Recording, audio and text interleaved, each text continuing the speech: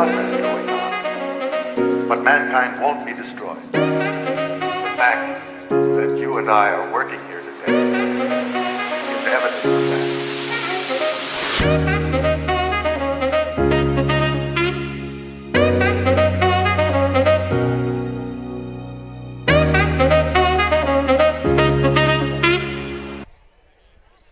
On a 65-degree afternoon, we welcome you into Sinsheimer Stadium for SLO Blues baseball. Tonight, the Blues play host to the Menlo Park Legends in Game 1 of a 2-game series. It's been a few days, but SLO is back in action. The Blues last played over the weekend when they won a 3-game series against the Solano Mudcats. Solano took Game 1, but the Blues won the meet and the finale, scoring 19 runs on Sunday to grab the rubber match victory. It wasn't easy, though. SLO was on death's doorstep 2/3 of the way through the game, but a collection of walks, hits, and Mudcats errors allowed the Blues to bring across 18 runs in the last 3 innings. It was a very fortunate turn of events for the Blues, who now lead all CCL teams with a 5-2 non-league record. Nico Peinado gets the start tonight for SLO on the first Thursday of the summer. Across the diamond, the Menlo Park Legends are preparing to take their best crack at the Blues. They are the first opponent that the Blues have faced this season that already has some experience under their belts. Menlo Park is 3-4 so far in 7 games this summer. After starting the season 2-0, the Legends traveled to Lincoln to play the Potters and were swept in 3 games. Lincoln outscored the Legends 35-16 in the series sweep. Menlo did rebound this week, though, going 1-1 in 2 close games, with a win coming against the Bay Area Bombers on Tuesday. Second-year head coach Nick White now turns his squad's attention to the Blues and will hand the ball to Ari Kligman. Can the Blues bump the winning streak to 3 games for the first time this season, or will the Legends upend SLO's early weekend plans? We've got the answer for you on the other side. First pitch is coming right up on the SLO Blues streaming network. As we welcome you into the broadcast booth, I'm Jack Smith, and I'll be joined along Nate Mills in the 4th inning, but super excited for another weekend here for the Blues. They play the Menlo Park Legends today and tomorrow, and then they travel to Santa Barbara on Saturday before welcoming the Foresters back in here at Sinsheimer Stadium on Sunday. 4 games in 4 days. It'll be a tough stretch, and it starts here with the Legends, a team that went to the BACL playoffs last year, made it to the second round before losing. We'll have more on that in a little bit, but the Legends versus the San Luis Obispo Blues coming up right next on the SLO Blues streaming network.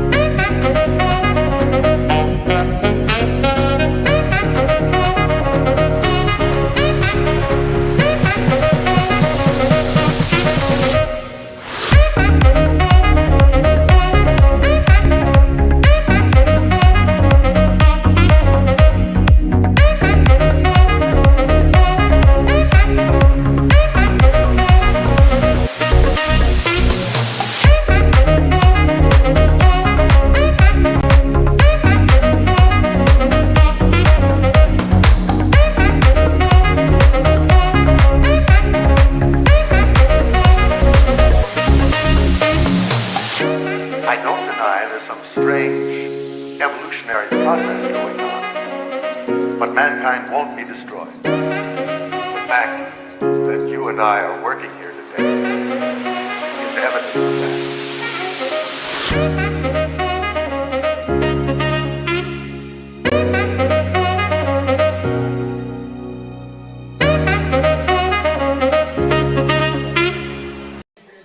Your San Luis Obispo Blues are taking the field, which means just one thing. We're just a couple of seconds away from first pitch here at Sinsheimer Stadium. It's Game 1 between the San Luis Obispo Blues and the visiting Menlo Park Legends. We're readying up for the national anthem, and we'll let you take a listen here on the SLO Blues streaming network. All right, at this point, we would ask you to stand and remove your caps for the playing of the national anthem.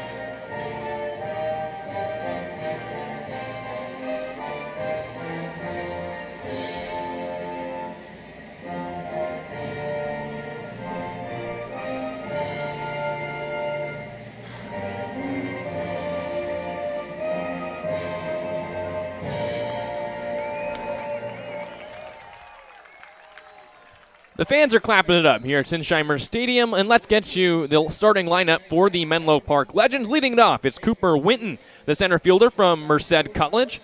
Noah Zertucci from William & Mary plays second base and bats second. Nick Thompson from Cabrillo College, hitting .278 so far this year. He plays shortstop and bats third. Riley Ford, the cleanup hitter from Pomona College, he plays left field. Jacob Frost, the catcher from Cal State East Bay, hitting .450 so far this season.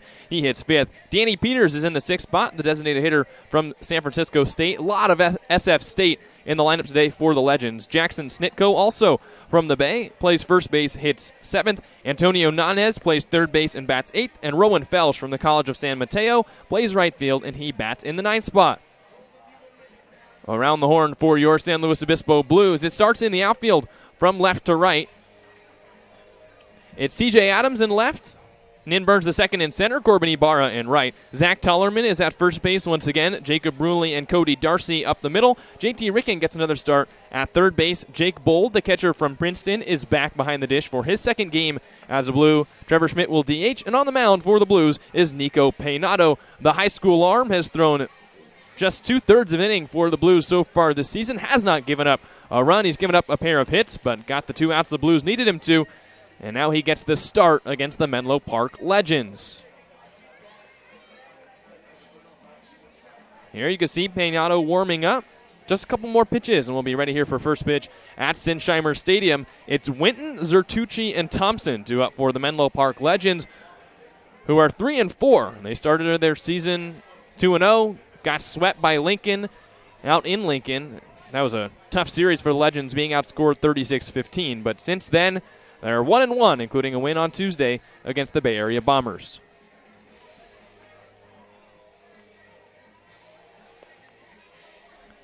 Peinado to Bold. That's what we're going to see early on to start this game, as Bold readies to throw down. There's the toss. We're ready to get started here at Sinsheimer Stadium. Stepping up to the dish, it's the center fielder, Cooper Winton from Merced College, hitting .364 in the young year for the Menlo Park Legends. 3 runs batted in for the left-handed hitter. And now he strides in against Peinado, and we're just about ready to get things started. Peinado's ready, Winton's ready, and we're ready. Peinado from the stretch, first base side of the rubber. He kicks and deals and misses out. 1 ball and no strikes. First pitch, exactly right on time, 6:05 p.m., 65 degrees here in sunny San Luis Obispo. 1-0, and Winton takes low on the changeup. It's 2 balls and no strikes. Peinado, and you'll see the fastball and the changeup. You'll see the breaking ball worked in there as well, as the Blues play the defense straight up with a 2-0 count on the leadoff hitter for the Legends, Cooper Winton. Peinado dishes, and Winton taps it on the ground toward short. Darcy comes in, fields on the forehand, and throws high, but Tollerman's got it. All 6'5" of him were required to get that out, but the Blues have one away. Tollerman's been a revelation at first for the Blues, and you see why there. The stretch of all stretches in order to get that high throw from Cordy Darcy and retire Winton for the first out. Here's Noah Zertucci up to the dish. An eventful way to get your first out if you're Nico Peinado, as here's his 0-0. And Zertucci takes high and inside, 1 ball and no strikes. Zertucci from William & Mary playing second base today, hitting .200 with 2 RBI. 1-0. And that's in there for a strike on the inside corner with the fastball, 1 ball and 1 strike. Zertucci played in 33 games at William & Mary as a freshman. As he readies up, here's Peinado's 1-1. And Zertucci rolls it foul, 2-1. In those 33 games, he managed to get 61 at-bats, started 15 of them, had a 180 batting average, 11 hits, 2 doubles, had 13 runs batted in. A building block to what I'm sure he hopes will be a couple more great years at William & Mary. 1-2, and that's outside. 2 balls and 2 strikes on the 2-hole hitter for the Legends with 1 away.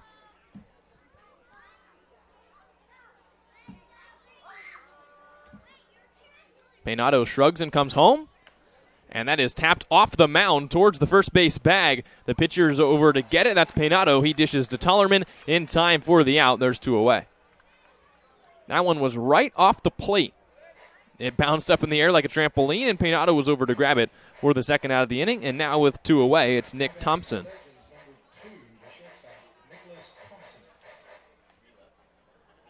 Thompson, the third lefty in a row to start the game for the Legends, hitting .278 with 2 runs batted in from Cabrillo College. As Peynado comes home and misses outside, 1 ball and no strikes.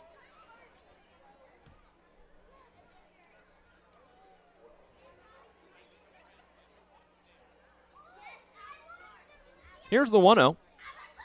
And that is outside as well. 2 balls and no strikes on Thompson. Got an OPS in the 900s. He's slugging a lot. Of his 5 hits, he's got a double and a triple in his 18 at-bats. Dangerous power threat have to come in. And that is flown out of play off the left field side. 2 balls and 1 strike. Thompson had a really nice debut season at Cabrillo College. In 159 at-bats, he hit .270, slugged .396, had 2 home runs, and 37 runs batted in. 2-1. And that's outside as well. 3 balls and 1 strike. Peynado's trying the corner, and he just can't place it. And now a 3-ball count on the dangerous lefty.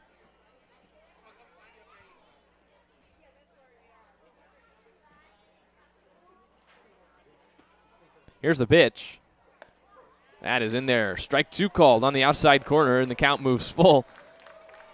Thompson thought he had a walk. Tossed the bat all the way back towards his own dugout, and now he has to walk back, get it, and walk back to the left-hand batter's box. A black bat with an orange handle.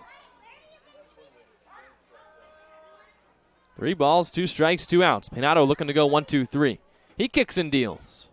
And Thompson skies it down the left field line, and it's hooking out of play. And the count's still 3-2. It was a real nice debut for Nick Thompson. He said hello to Legends fans in a nice way. How about a 3 for 5 on opening night with a double, a triple, and 2 runs batted in? 3-2 here at Sinsheimer. And that is outside. A walk puts a runner on with 2 aboard, and now the cleanup hitter, Riley Ford, comes up. So Peynado keeps trying the outside corner and missing by just a little bit. And a 2-out walk brings up another lefty with a runner on. Riley Ford from Pomona College hitting .400 with 2 runs batted in the early summer for the Legends.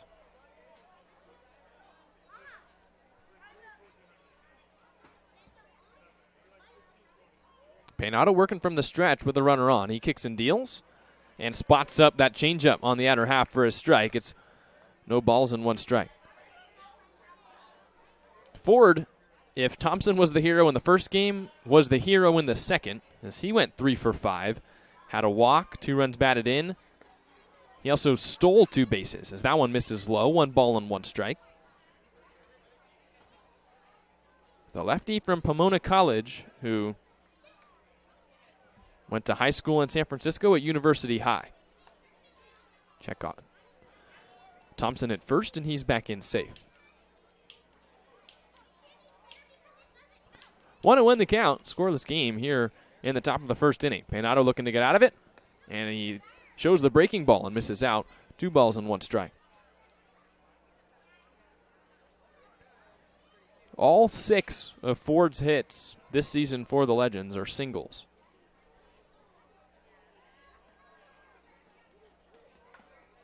2-1. And that's outside. 3 balls and 1 strike. And now you're in danger of walking a runner in scoring position. If you're Peynado, this isn't a guy you want to come into. He showed excellent bat control throughout the summer. Standing on deck, the catcher Jacob Froese, who's hitting .450 with 7 runs batted in. Both lead the Legends. That is in there for a strike on the outside corner, 3-2. So the runner will take off from first. That's Thompson after he walked. He'll get a head start with a 3-2 count and 2 away. Peynado looking to end the inning. He deals and misses high and out. Another walk with 2 outs, and now 2 runners aboard. And Thompson heads into scoring position. So Jake Bold, the catcher from Princeton, going out to talk with the high school right-hander. Puts his arm around him, and he's going to try and give him some words of wisdom to get through this inning. It was a quick 2 outs, a grounder to short, a grounder right back to Peynado, the pitcher himself. But since then, 2 walks and 2 3-2 counts. 2 runners aboard now with 2 outs. Frost, the batter, as we mentioned, team leader in batting average, team leader in OPS, team leader in hits, and runs batted in. He's done it all for the Legends so far this summer from the catching position. In a series where the Legends did not really hit all that well against Lincoln, he went 5 for 9 with 2 runs batted in. Now another chance to add to his 7 RBI with 2 runners aboard and 2 outs. Peynado looks back at second, now focuses home, and deals a fastball a little bit high. 1 ball and no strikes. That one looked to be a little high and in, and that's the corner that Peynado just has not been able to spot up on. And with the right-handed hitter up, that's where he's trying to go, to jam him and keep Frost on the infield. He comes home 1-0. And that is outside and off the catcher Bold. He can't find it. It's back to the screen. Thompson's coming home. The relay throw to Peynado. It's late. And the Legends score a run. An 180-foot mistake off of Bold, and it's 1-0.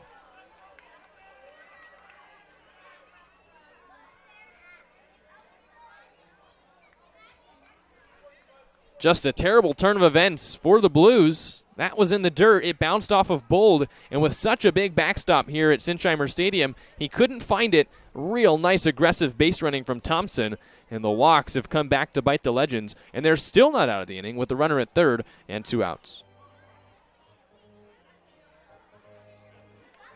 So Bold goes out again to talk to Peynado. A 2-0 count on Frost. Ford moved all the way to third. But the Legends strike first here in the top of the first inning.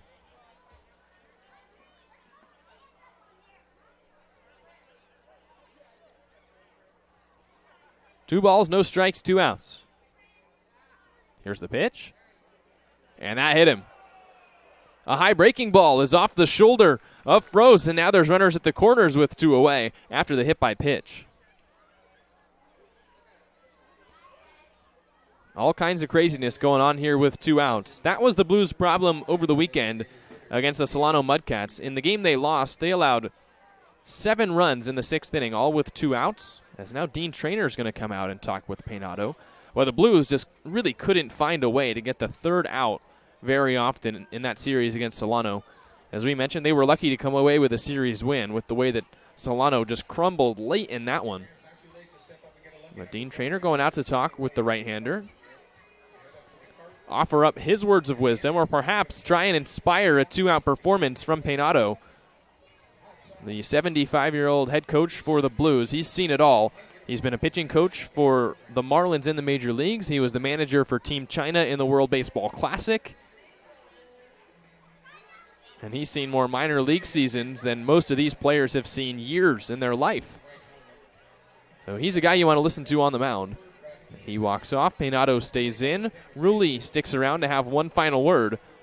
And now Peynado has the mound all to himself. He'll focus in on Danny Peters, the designated hitter from San Francisco State. Runners at the corners, 2 away. And the Legends have already scored 1 on the pair of walks and the pass ball. Here's the 0-0. That is right there on the inside corner. No balls and 1 strike. This is a spot where Frost, the catcher, might try and take off for second. The Legends have stolen 32 bases in their first 7 games. Could be a spot to run. 0-1. And that is a little bit inside.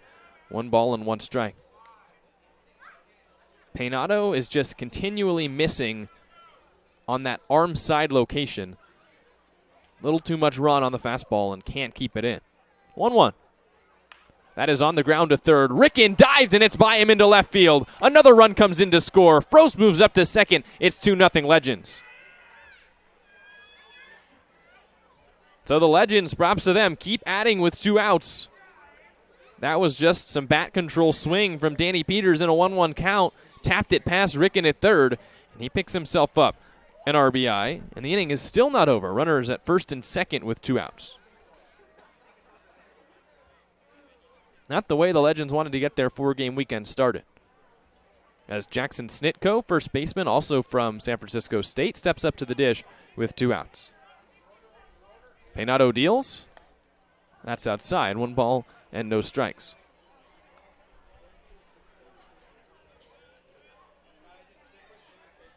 Two ground outs to open up the frame. Since then, 2 walks, both of which have come around to score. A hit by pitch and a single. Here's the 1-0. And Snitko takes a strike. Fastball in the outer half. 1 ball and 1 strike. The Blues have an empty bullpen, so this is Peynado's inning, whether he likes it or not. He's got to bear down with 2 outs and get that 3rd out that's been dodging the Blues all inning. 1-1. And Snitko takes a changeup outside. 2 balls and 1 strike.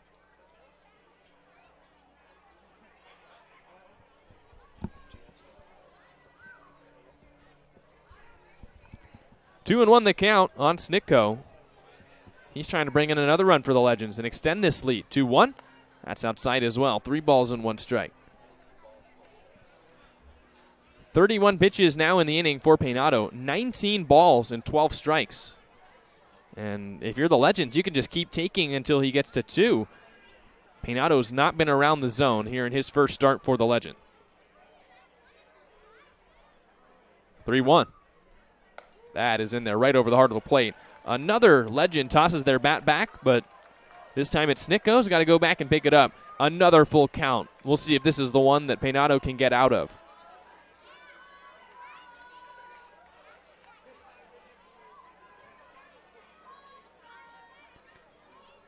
Peynado looking to end the frame. He kicks and deals. Both runners go, and a swing and a miss. Peynado finally gets out of it, but the Legends score 2 in the top of the first, and the Blues offense has some work to do.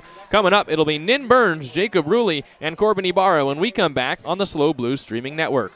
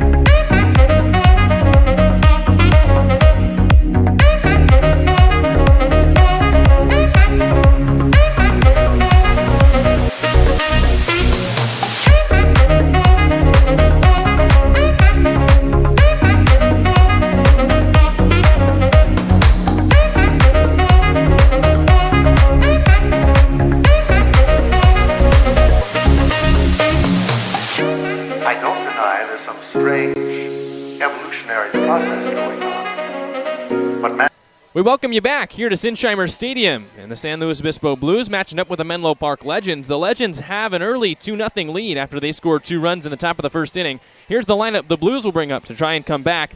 It is Nin Burns II in the leadoff spot as usual. Jacob Ruley plays second base again and hits second. His 2 doubles and an RBI have come in the first 2 games that he's played. Corbin Ibarra coming off of a hot 3-for-4 day from Tulane bats third. Trevor Schmidt from Arizona bats 5th. TJ Adams from Arizona as well bats right behind him. JT Ricken from Oregon plays 3rd and bats 6th. Cody Darcy from Arkansas State plays short and bats 7th. Zach Tollerman, the first baseman from Cuesta College, is in the 8th spot. And Jake Bold, the catcher from Princeton, gets the start again He is in the 9th spot. Well, the Blues have some work to do, and now they face Ari Kligman, the right-handed starter for the Menlo Park Legends. He's thrown 8 scoreless innings so far for the Legends this season, and he misses or hits the outside corner with a fastball with the first pitch. No balls and 1 strike on Nin Burns. Burns, a 208 average, a double, and 5 stolen bases when he's gotten on. As that's a swing and a miss for strike 2. It's no balls and 2 strikes on the Blues leadoff man from Cal Poly Pomona. Kligman, the Legends Player of the Week last week, and it's easy to understand why. 0-2, and Burns fights it off foul. The count still no balls and 2 strikes.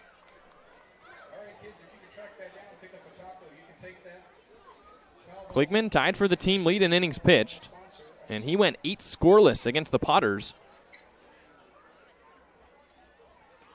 0-2.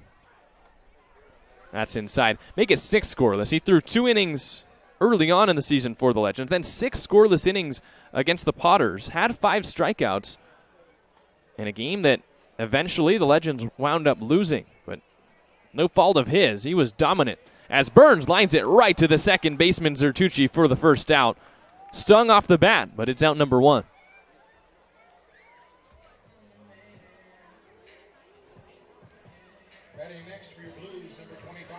Coming up second for the Blues, it's Jacob Ruley, the second baseman from CSU Bakersfield, a 273 average for the right-hander.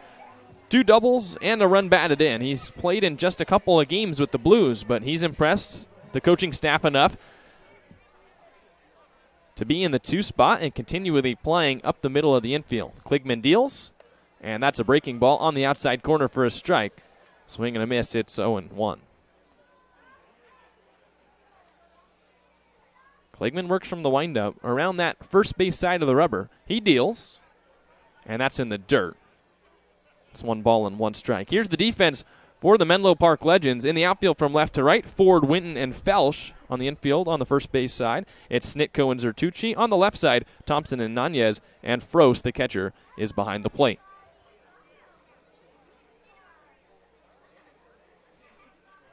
One, and that is way upstairs, 2-1. You'll see a 90-mile-an-hour fastball around that range from Ari Kligman, as well as what coaches and scouts have deemed a devastating curve. 2-1. That's the fastball, and Ruley tags it to center. Winton is chasing it back. He nears the warning track, dives, and can't make the catch. Ruley is around second base. He's heading for third. He gets the stop sign, and it's a triple with 1 out for the Blues. And the center fielder, Winton, may be hurt. Winton made a headlong dive at the last second, and it looks like he might have, at the very least, had the wind knocked out of him. He's sitting with his back against the wall. Now he stands up, walks around, trying to be consoled by the right fielder, Felsch. He now picks up his hat, but he went a long way to try and catch that one. Laid out at the last second, and it's one of those dives where instead of diving forward, you dive up, which means you have a long way to come down, and he's banged up in center field. Coach is out to talk with him. He doesn't want to come out of the game. He's staying in center. He's put his hat on, his glove on, and the sunglasses, but I don't think he's going to get off that easy. There's going to be a check in center field, but what a shot off the bat of Jacob Ruley, who just drilled it to center field, working that opposite field approach that the Blues have done so often in batting practice. He took the fastball, inside outed it to right center field, and if he hit it to any other part of the yard, might have had the Blues' first home run of the season. But now he stands at third with 1 out, and they're still checking on Winton in center.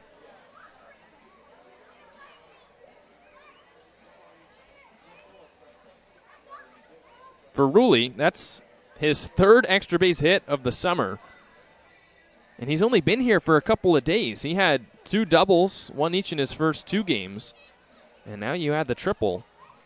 The second baseman from CSU Bakersfield is making a very nice debut for the Blues. He's making a good first impression. Still checking on Winton out in center. It's head coach Nick White, the second-year head coach for the Legends. He's out there, as well as one of the athletic trainers on the Blues side. Nick White, who coached at Menlo College last year, he coached at San Francisco State this past year, which is why you do see so many SF State players on this Legends roster.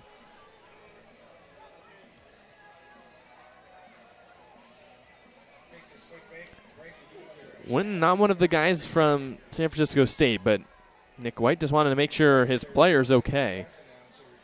A really nice effort on the dive, but Winton comes up a little banged up, and he's still being checked out in center.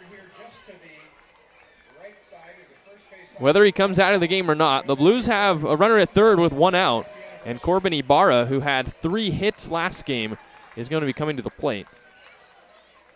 Conversation still going on in center. Check on Winton.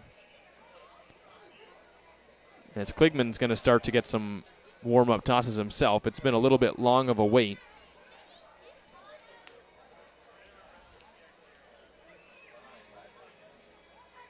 It seems like Winton is trying to say he's fine, and now they're going to let him stay out there in center field. Nick White heads back to his dugout, and the Blues training staff goes back to theirs. And it looks like Winton's staying in the game in center. Good to see that he's okay after making such an incredible effort to try and get to that ball in center. Didn't quite have enough steps to do it, but he's going to stay in the game, still walking around by himself out in center field. But for the Blues, it's the triple from Jacob Rulli. And now Corbin Ibarra, who had 3 singles last game, walked twice, was the Blues player of the game in that big 19-6 victory on the rubber match against the Mudcats. He gets a shot to bring in across another run for the Blues with Rulli at third and 1 away. Everyone's ready to get this game back underway after Winton stayed in the game in center. Kligman deals, and Ibarra swings and misses. It's no balls and 1 strike.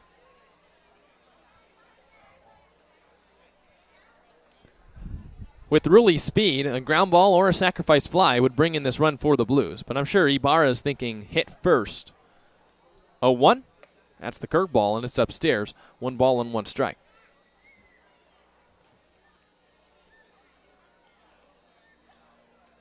Ibarra retying his batting gear. Now steps back in the right-hand batter's box. His back foot is really digging out the back line of the box against Kligman. 1-1. That's upstairs. 2 balls and 1 strike. It doesn't look, at least that pitch, doesn't look like a routine fastball from Kligman. It's got a lot of, it looks like from here, sinking action where the Blues are just swinging over top. So I wonder if he works in a sinker as well. 2-1. And Ibarra watches it high. 3 balls and 1 strike. On deck for the Blues is Trevor Schmidt. Not a guy you want to face with runners on if you're Ari Kligman. Schmidt has a .412 batting average and leads the Blues in runs batted in with 7. 3 balls, 1 strike. And that is upstairs as well. A 5-pitch walk for Corbin Ibarra, and there's runners at the corners with 1 away. Kligman looking back at the mound. He might have some issue with the footing. But now he has to face the most dangerous hitter in this Blues lineup, at least so far in the summer. Schmidt, the designated hitter from Arizona, the redshirt freshman, leads the Blues in just about every offensive category, and he's got a chance to add to his team-leading RBI total with 2 runners on. Here's the 0-0, and Schmidt pops it up foul, backing out of play. It's 0-1.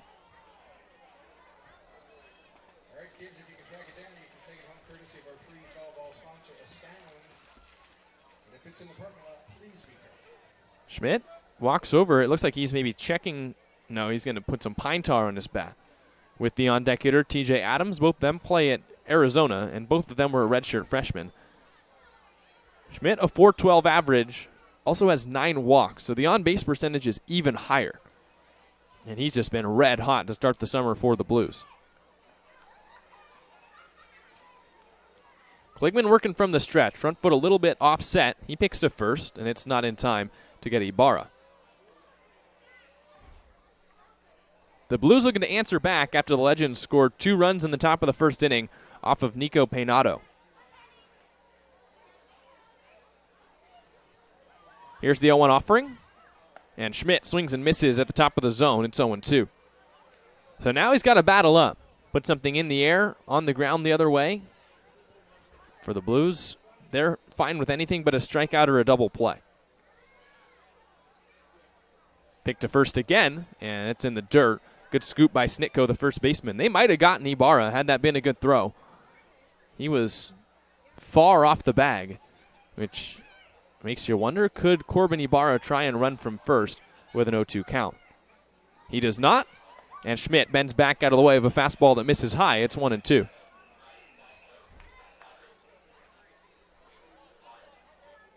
Two runners on for the Blues, trying to come back from the 2-run deficit. 1-2. And Schmidt watches it high again. Kligman's trying to finish off these Blues hitters with the fastball, but cannot spot up. He's missing way high anytime he tries to go to the high stuff. And the count is 2 balls and 2 strikes. He looks back at Ibarra, now looks in at Schmidt. He strides and shoots. And Schmidt chases upstairs and strikes out swinging. Big strikeout in a strikeout spot for Ari Kligman. And there's 2 away. So Schmidt, I'm sure, will want another shot at that at-bat.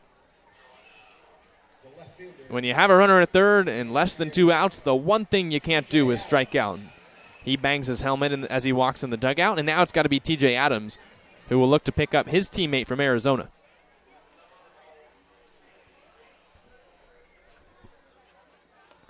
That's the curveball, and it's outside. 1 ball and no strikes. Adams is hitting .333 so far for the Blues. He has 2 doubles, 3 runs batted in. He's ahead in the count 0-1. Kligman deals, and Adams lines it back to the screen. Got a nice swing off, but couldn't keep it fair. It's 1 ball and 1 strike. And now we're going to get a meeting at the mound. The Legends must have seen something on that pitch that they want a chance to go out there and talk with Kligman. The entire infield will head to the mound with a 1-1 count on Adams. Adams, a lot of power, also some pretty good bat-to-ball skills. He has 5 hits and 15 at-bats. Good for that complete .333 batting average. He's walked twice, but he has struck out 6 times. So it is possible for Kligman to come away with another K here to end the inning. But Adams, one of the only players that's launched one over the fence in batting practice for the Blues. Took a red shirt his first year at Arizona, but was one of the best prospects coming out of the state as a senior from Red Mountain High School. The meeting disperses. We'll never know what they saw with Kligman, but now he's back on the rubber, looking in, readying up for his 1-1 pitch. He kicks and fires, and Adams laces it back to the screen again, 1-2.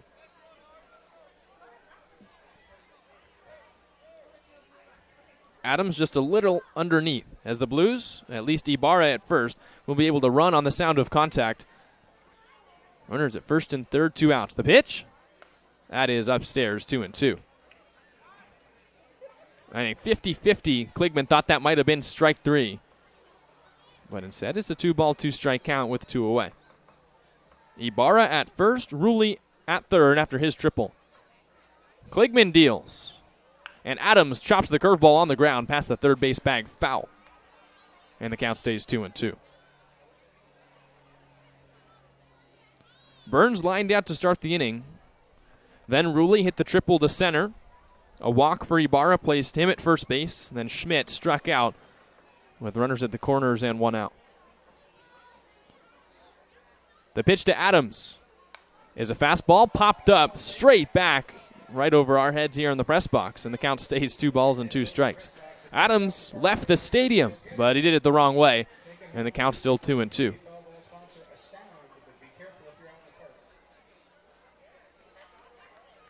There you see the situation. First and third with 2 away. Adams battling up in a 2-strike count. Kligman strides and shoots, and Adams lines it on a bloop to center, and it's the second baseman Zertucci who plays it right on the outfield grass. Weird bounce off the bat for Adams, but we head to the top of the second inning. It is still Legends 2 and Blues nothing here on the SLO Blues streaming network.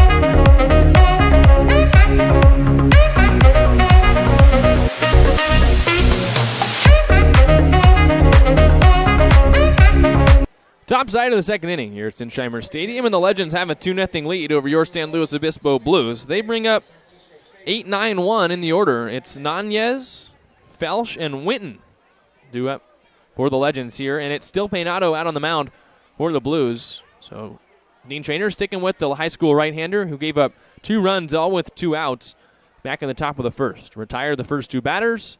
Then it was a series of walks and wild pitches and a hit in there as well from Danny Peters that put the Legends on the board. This is Antonio Nanez, the third baseman from San Francisco State, hitting 167, but does have 5 RBI for the Legends this summer. 1-0, and that's low, 2 balls and no strikes. The deal with Peinado is he just really has not been around the strike zone in this one. Threw well more balls than strikes back in the first inning. 2-0. That is low and outside as well. 3 balls and no strikes. And after an inning in which he allowed 2 runs, what you really don't want to do is walk the first batter on 4 pitches.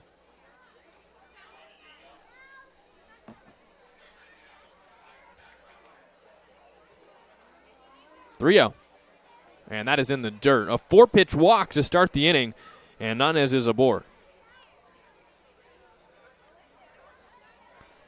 So Peinado just not around the strike zone, and now the Blues will get someone warming up in the bullpen.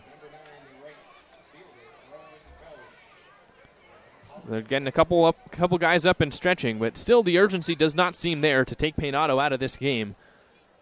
He looks to first, back at Nanez, and now looks in at Rowan Felsch. He deals, and Felsch pops it up foul. So no balls and 1 strike as Peinado gets back in the zone. Felsch from the College of San Mateo, hitting 125 so far for the Legends. No runs batted in, and a 0-1 count. Peinado fires. That's the changeup, and it's a little bit outside. 1 ball and 1 strike.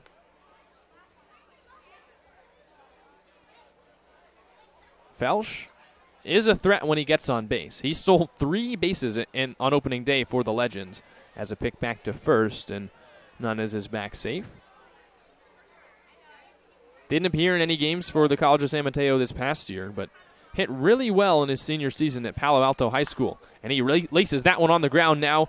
Foul as Tollerman came up with it, but a foul call past the first base bag. The Blues might have had a chance to turn 2, but that one just inches foul, and the count 1 ball and 2 strikes. Felsch, as a senior on varsity at Palo Alto High, hit .283. Had 7 doubles, 5 home runs, and 25 runs batted in. So if you groove it in there, he's got some power. But Peinado had in the count, picks to first again, and they just barely did not get Nanez at first. That was close. But Nanez is back in by the tip of his finger. 1-2. And Felsch pops it foul again. Still 1-2. Peinado is working quick. He's got to worry about working a little too quick. That one was close to a balk, where he didn't fully seem to come set. Now he pauses for a beat or 2. And deals. And Felsch laces this one on the ground. Foul again down the first base line. That would have been extra bases for the right fielder. So Nanez has had to run from first on both of those, and each time he's ended up at or past second base and then has to make the little trek back to the first base bag. And he's telling Felsch, I'm sure in his head, keep this next one fair, will you, please?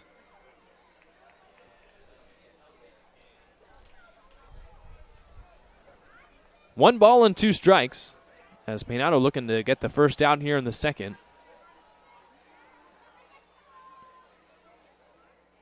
He strides and shoots, and Felsch strikes out swinging on the changeup.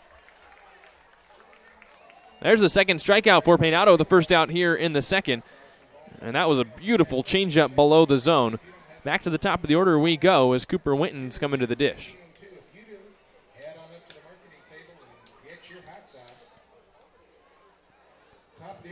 The Blues are looking to win their 3rd straight game for the first time this season. They won the last two in the 3-game series against the Mudcats, and now back in action after 3 rest days. But they trail the Legends 2-0. Here's Winton, who grounded out to short his first time up. He tapped this one on the ground, past the first base bag, foul. It's 0-1.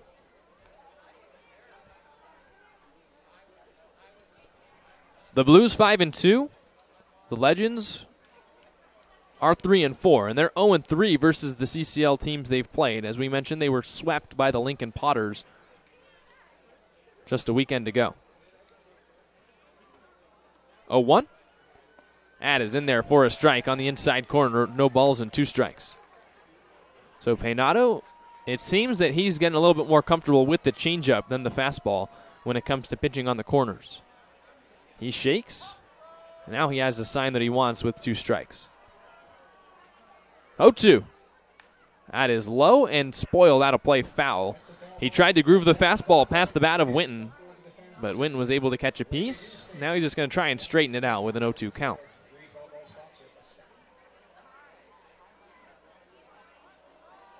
Blues get out of this inning if they can roll a double play.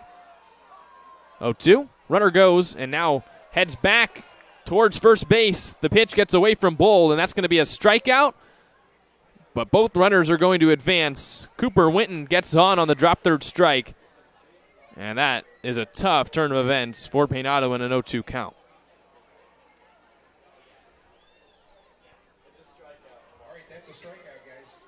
So a strikeout, that is just about the worst thing that can happen as a pitcher. You have a guy 0-2, you make a real nice strikeout pitch, and that's the second ball that's bounced off of Bold and gone all the way to this very deep backstop here at Sinsheimer. And now Peynado once again has to bear down with 2 runners on. Noah Zertucci, the second baseman, who grounded out off the plate his first time up, takes a changeup for a strike. It's no balls and 1 strike. Zertucci from William and Mary now batting under 200 this summer.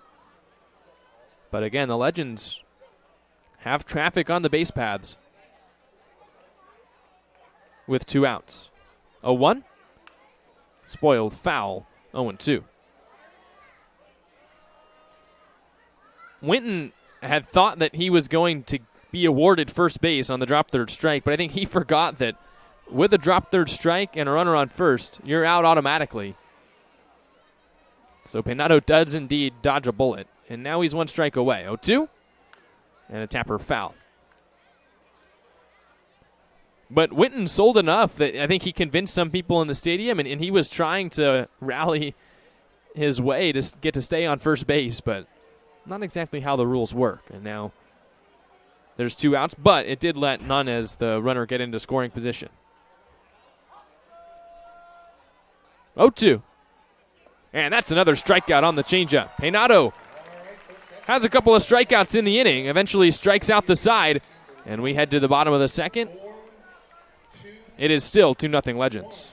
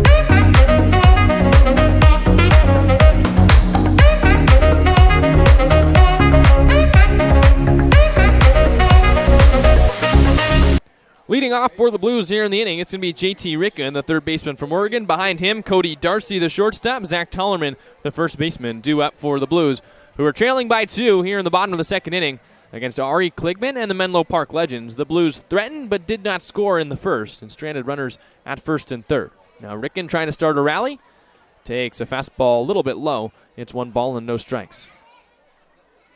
Ricken hitting .217 on the summer. 2 runs batted in for the redshirt freshman from Oregon. 1-0 from Kligman is down low and through the wicket, so Frost the catcher. 2 balls and no strikes.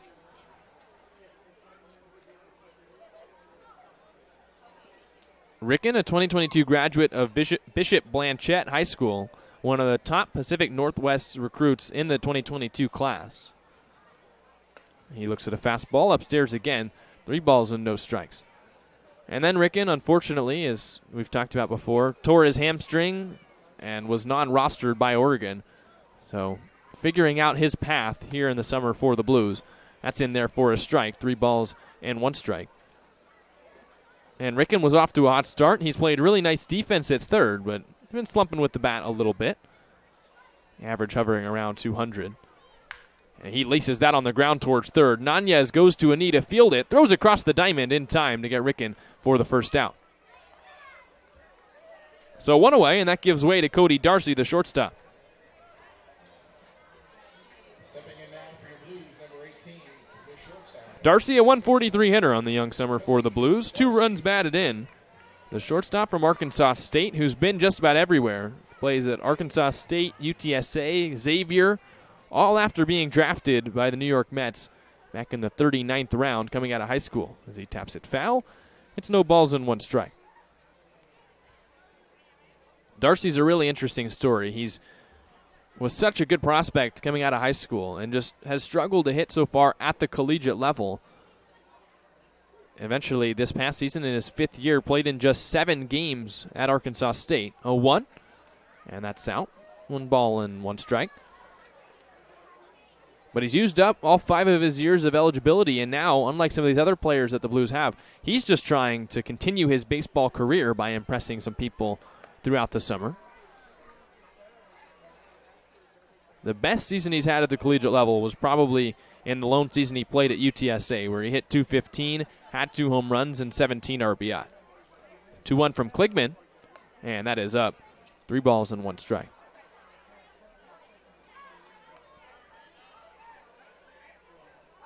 But you talk to Darcy, and he is a really confident guy, and the ball comes off his bat differently than a lot of the other people that we've seen this summer. Doesn't have a chance to use it here as he draws a walk with 1 out, and there's a runner aboard for Zach Tollerman. But Darcy, when he's gotten the chance to be on the field, he can hit the ball hard. He plays really nice defense at short, and he just exudes confidence and leadership, which are the kind of guys that you want to sign as you head into the summer season. After the walk, it's Tollerman, who's walked 9 times himself to lead the team, hitting just .167, though. And he takes a fastball for a strike out of the hand of Kligman. It's 0-1. Tollerman undecided where he's going next, but had a really nice season this past year at Cuesta College. In fact, good enough to be the Western State Conference Player of the Year.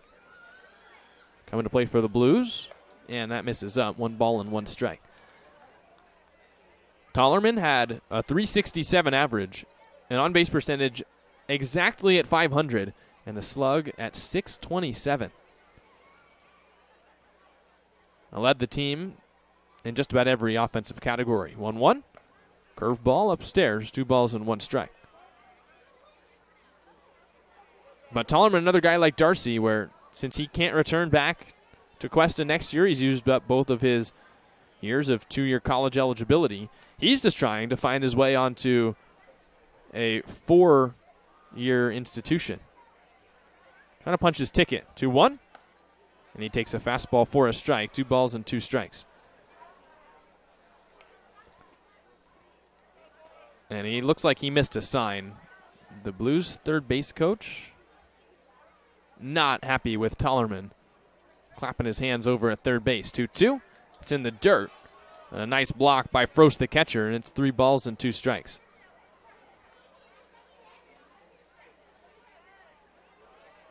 The third base coach is Brian Traynor. He's the son of Dean Traynor, the head coach. But it was adamant by the way he reacted to that Tollerman take that he missed a sign. 3-2. And Tollerman breaks down his swing on a curveball. He might be able to leg this out as a hit. Nanez throws across the diamond in time to get the out. A nice play again by the third baseman Nanez, who made a great throw for the second out of the inning. Darcy moves up to second, and now it's up to Bold to bring in a run with 2 outs.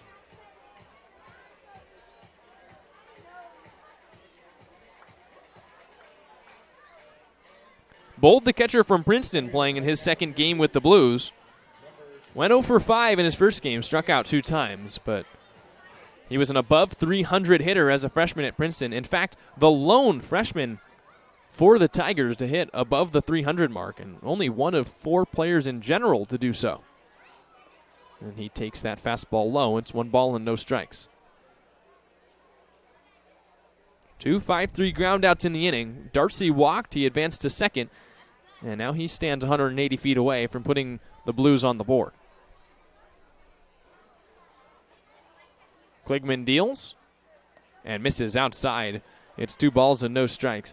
Kligman has got overpowering stuff with the fastball and the curveball, but so far the misses have been way wide or way high. Just non-competitive misses out of the hand of Kligman. He'll try and reel it back in here with a 2-0 count.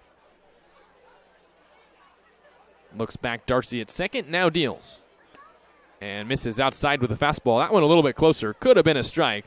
And the count 3 balls and no strikes. Nin Burns, the leadoff hitter, is on deck. Should Bold reach. A walk here would put the potential tying run here in the second inning on first base.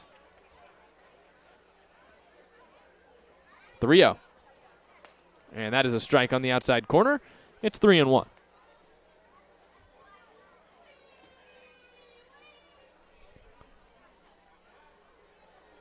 Bold had 3 home runs, 24 runs batted in those 34 starts that he had at Princeton. Trying to bring a run in here for the first time for the Blues. 3-1. That's the curveball. It's right over the plate. To even up this count, 3 balls and 2 strikes. That shows you the confidence that Kligman has in the curveball. Going to it in a 3-1 count when he absolutely needed a strike, and he spotted up perfectly. What'll he go to here? 3-2. In fact, time is called before he can throw the pitch, and he bends back off the mound. Bold is trying to battle up with 2 strikes, either walk or knock, with a full count and 2 outs. It's Darcy, the runner, at second after he walked and advanced. Payoff pitch. Curveball bends Bold back, and it's inside. Another walk for Kligman, and with 2 outs, there's 2 runners aboard, and Nick White's going to go out and talk with Kligman. And it looks like that might be the end of the day for Ari Kligman, as Nick White points to the bullpen, and Kligman, with his face buried in his glove, I think he realizes the ball's being taken from him with 2 outs. The reigning Legends Player of the Week manages only 1 2/3 innings, and now an arm coming in from the bullpen in this crucial spot here early. 2 runners on for the Blues, 2 outs, and the Legends are heading to the pen. We'll be right back here in the SLO Blues streaming network.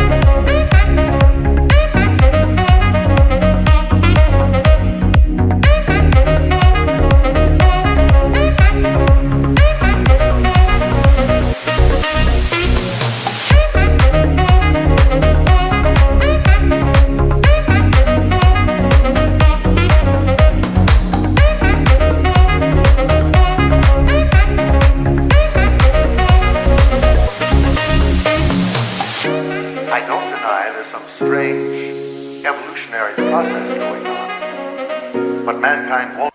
So it's a righty out of the pen for the Menlo Park Legends. Jacob Ruiz, the freshman from Mission College, is in for his 4th appearance of the summer. So far, he's thrown 4 innings pitched. He's given up just 1 earned run, 6 strikeouts, but 7 walks. So he's a volatile arm, but undeniable strikeout stuff from the freshman. And it's back to the top of the order in Nin Burns for the Blues with 2 runners on, 2 outs as the Blues trail it by 2. Kligman watches on from the dugout as Ruiz looks to take him off the hook for the 2 runners aboard. Here's the 0-0, and Burns fights it off, popped up, out of play. It's 0-1. Burns lined out to the second baseman Zertucci his first time up. He stung it the other way, but caught it a little bit too much off the end of the bat, and it was right at Zertucci, the second baseman. That's how the Blues led off the game in the bottom of the first. They threatened but didn't score then. They're threatening now. We'll see if they can bring a run across. 0-1, both runners on the move. The take, the throw back to try and get the trail runner at second, and it's not in time. The Blues steal 2 bags and 2 runners in scoring position with 2 away. The pitch was called a ball as well, so a perfect storm for the Blues. Now there's only a force at first. And there might be a conversation about what the count is. And the umpires are signaling it's no 2 count. So we have it wrong here at Sinsheimer Stadium. It's no balls and 2 strikes on Burns. But either way, now the Legends have to go all the way across the diamond for the out to get the force at first. And with Burns' speed, that's no easy ask. Ruiz trying to bear down. Burns trying to be the hero. 0-2. That's a sinker towards the outside corner, and it misses. 1 ball and 2 strikes. Ruiz thought it was strike 3. The Legends infield thought it might have been strike 3, but it's 1 ball and 2 strikes.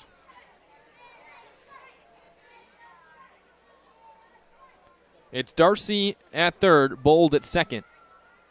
As Ruiz works from the first base side of the rubber, kicks and deals. And Burns takes a curveball inside, 2 balls and 2 strikes. That was a dangerous take, but didn't have enough bend, and the count evens up.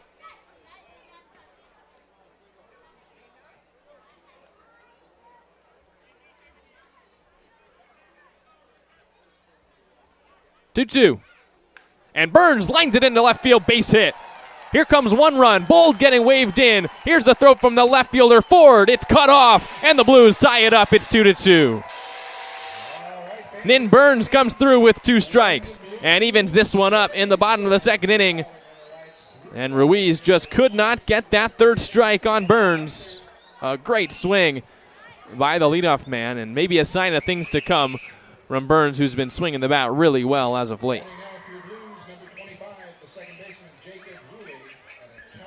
Darcy scored from third, and Bold scored from second. Really nice base running from the Blues. They set themselves up, trusted in Burns to get the hit, and he came through to tie this game up. Now it's Jacob Ruley, who tripled in his first at-bat. 0-0. And Ruley hits another high drive out to center field. Winton's got a beat on this one as he turns around and catches it, ranging towards the warning track for the final out of the inning. The Blues even it up as we head to the top of the 3rd inning. It's 2-2 on the SLO Blues streaming network.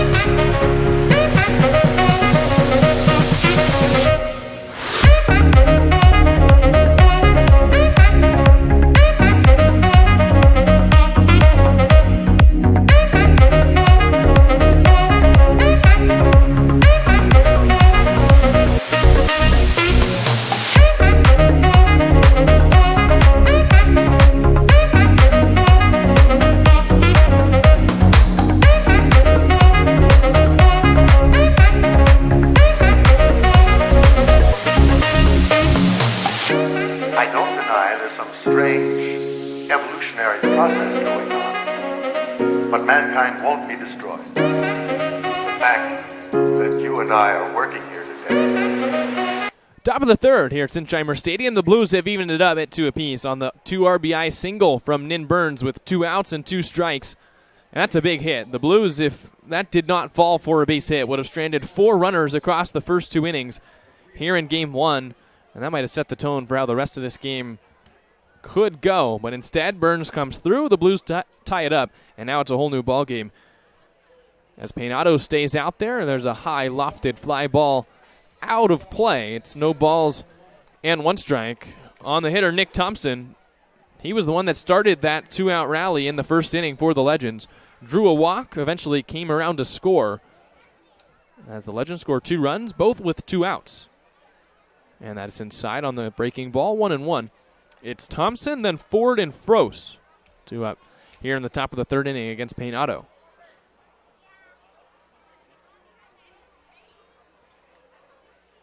Peynado works first base side of the rubber. Kicks and deals from the stretch.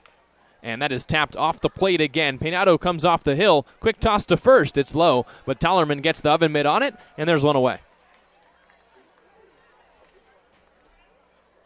So Thompson grounds out to start the inning, and now Riley Ford, who also drew a walk and scored, comes to the dish. Ford, the left fielder from Pomona College.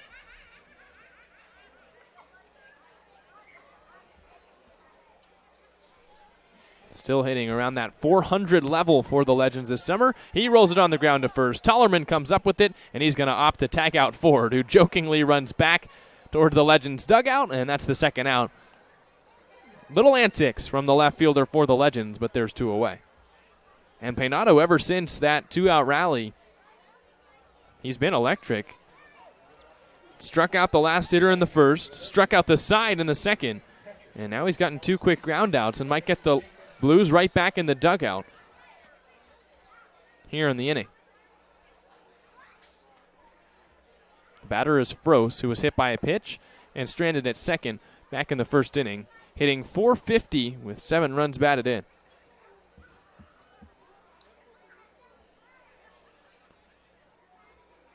Here's the 1-0. And Froese pops it right back and out of play. Souvenir for the fans. And the kid almost caught it straight in the air without a glove. And he ends up with the ball anyway. So that's what you love to see here at Sinsheimer Stadium. Free souvenir for the fans. And it's even better when it's a kid. And it's even better when they catch it themselves. Breaking ball, a little bit out. 2 balls and 1 strike. The Blues had just some crazy attendance last weekend. 1,552 fans on Sunday. A crowd that one-upped the fireworks night crowd from the night before. As that breaking ball misses way high, 3-1. But the fans here in San Luis Obispo are showing out in full force early on in the season to cheer on the Blues. Even here on a Thursday night. Work tomorrow, school tomorrow, who cares? They're out to watch the Blues. 3-1. And that is rolled to short. Darcy comes up with it, throws on the run in time for the out. A 1-2-3 inning here in the top of the 3rd inning for Nico Peynado, and the Blues are coming back up. It's going to be Ibarra, Schmidt, and Adams when we come back on the SLO Blues streaming network.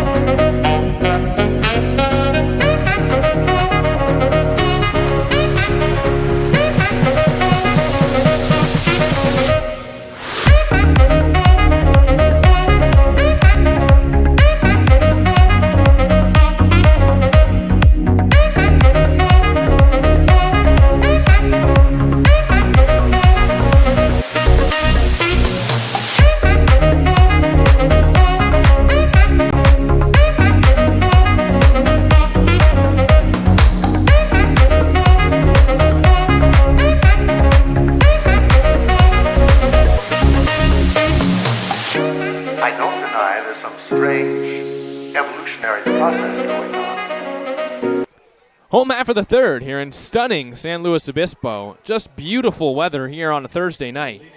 And a good game brewing so far between the SLO Blues and the Menlo Park Legends. And the Blues bring up 3, 4, 5 in the order. Corbin Ibarra, Trevor Schmidt, and TJ Adams are due up for your San Luis Obispo Blues here in a tie ball game. Ruiz, the right-hander, stays out on the mound for the Legends.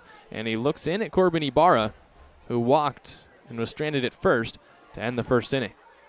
There's a strike on the breaking ball. It's 0-1. Ibarra entered Sunday's game against the Mudcats without a hit. He had reached base a couple times on a walk, but he said, watch this, went 3 for 4 and walked twice, was on base 5 times in a game the Blues scored 19 runs. He was right in the middle of just about every rally. And now he's behind in the count, no balls and 2 strikes, as Ruiz has frozen him with 2 straight breaking balls. We'll see if he gets another. Here's the 0-2. It's the fastball, and he struck him out swinging. A 3-pitch strikeout, an absolute dismantling of Corbin Ibarra and Ruiz. That's the strikeout stuff we were talking about. He's got a K to start the frame.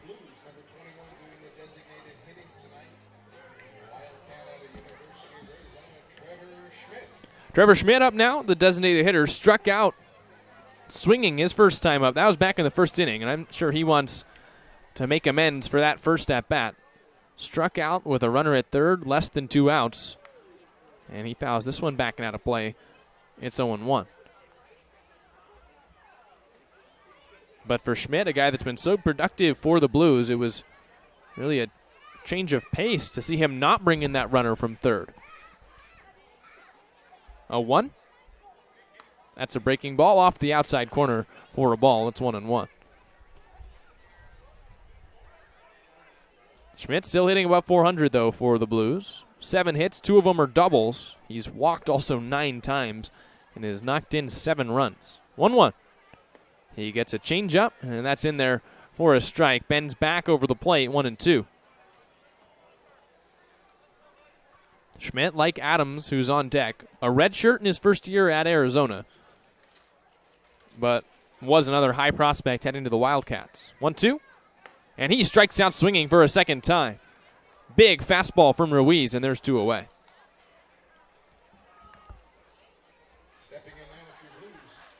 And now, with the way that Ruiz is pitching the Blues here in the third, it's even more impressive that Nin Burns was able to get the job done back last inning, where it was 2 strikes, 2 outs, both runners in scoring position. But Burns was able to get the barrel on the fastball and lined it into left for a base hit. That's why we're tied here today. As Adams bends back out of the way of that fastball, it's 1-0. Adams, coming out of high school, was the 7th best prospect in Arizona as ranked by Perfect Game. 1-0. And he rolls it foul down the third base line. It's 1-1.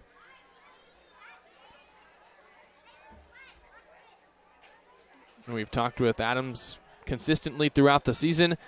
Really a happy-go-lucky guy. He's always showing up confident with the bat.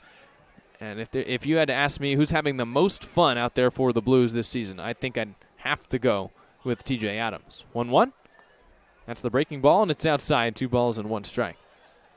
But also, any guy that you can ask about cornhole tournaments in his first post-game interview on the summer and him give you a full description of how he throws the cornhole bag, you expect that kind of personality from a guy like that. As there's another breaking ball that misses outside, 3-1. But yes, Adams, a guy that according to his Arizona profile page, has won multiple cornhole tournaments across the span of his life. Here's a 3-1 from Ruiz. It's a breaking ball that breaks the knees of Adams and breaks in for a strike. 3 balls and 2 strikes with 2 outs.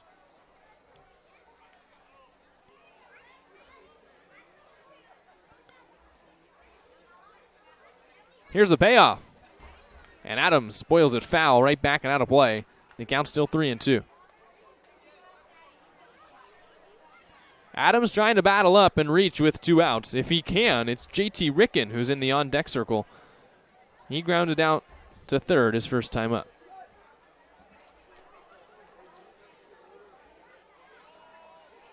Ruiz deals.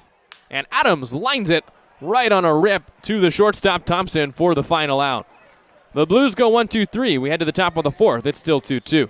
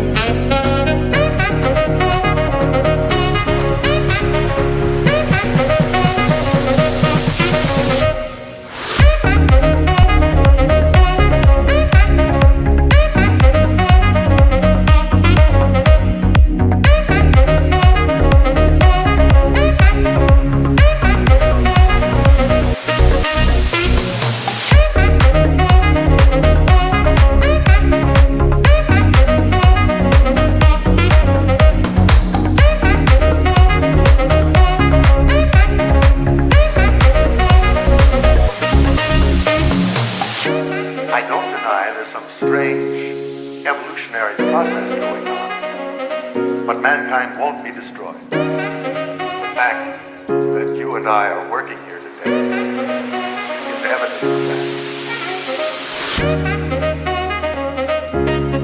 that. Welcome back to Sinsheimer Park. This is Nate Mills joining you all now on the broadcast. I'll be here till the bottom of the seventh inning. It's Nico Pinato still on the hump for the Blues. First pitch sliders in the dirt for a ball. Nate, what was the reaction like in the dugout when Nin Burns got that base hit? Because that was really an important swing of the bat, I think, early in this game. Yeah, that's something the Blues dugout certainly needed. Maybe getting a little flat-footed early on in the game, and I think that loud crack of the bat woke them all up, got them fired up, especially the fact that it tied the game. Put him right back in it. The dugout was definitely all over it. Yeah, I mean, if Burns doesn't come up with that, it's 4 runners stranded for the Blues in just the first 2 innings. But instead, he got the base hit and tied this game up at 2 apiece. 1-1 to Peters is in there for a strike. And Peinado has really settled down since his first inning. Yeah, first inning, the young guy, maybe a little bit of jitters rolling out there, fresh out of St. Joseph High School. Down there in Santa Maria, pulling up in his first, guess you could say, collegiate appearance. Just got the little antsy out there, just got that out of the way. Straightened it out ever since. 1-2, and that's in the dirt. It's 2 balls and 2 strikes. But yeah, he's really worked well since that first inning. He struck out the side in the second, went 1-2-3 in the third, and now he's even in the count with the designated hitter, Danny Peters, here to start the fourth. That's low. The count moves full. 3 balls and 2 strikes. Talked with Nico in between innings. He says that changeup feels really comfortable right now. Jake Bold, the catcher behind the dish, being a leader, talking with Nico after that first inning, straighten him out, saying, hey, just go out and get him, man. Just less thinking, more throwing. And he threw that changeup, and it's looking good so far after that first inning. Fastball misses in the dirt, so that's a leadoff walk for Peters. The walk has been what has plagued Peinado so far. He's walked now 4 hitters. The first 2 that he walked with 2 outs in the first, both came around to score, and that's how the Legends got on the board. Yeah, just piled on from there. It got a wild pitch that scored in a run. Hit by pitch and at bat later. And then eventually that runner that advanced to third on that wild pitch scored on a single from Peters, who just walked. 0-0. That's in the dirt. 1 ball and no strikes. On the first baseman from San Francisco State, Jackson Snitko. And Peinado got Snitko to strike out swinging to end the first inning.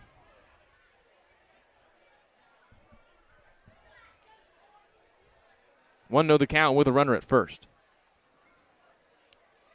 Penato deals.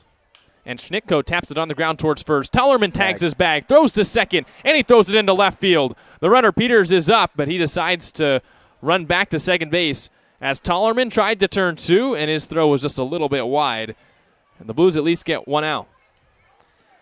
Yeah, Tollerman gobbling up that ground ball. He tags first base, goes to second. You hear the dugout screaming tag. All of a sudden, it's no longer a force at second, so you got to tag the runner, but he didn't even have the opportunity as the throw went into left field, but Peters stays at second.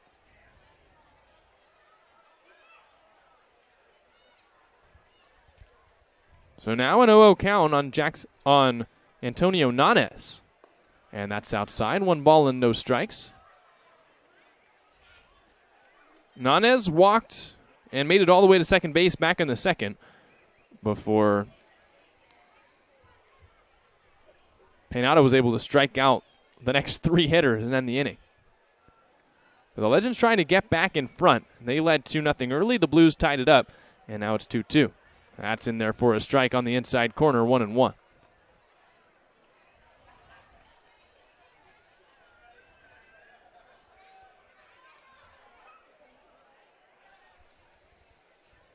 One and one the count on Antonio Nanez. Penato looks back at second, now comes home.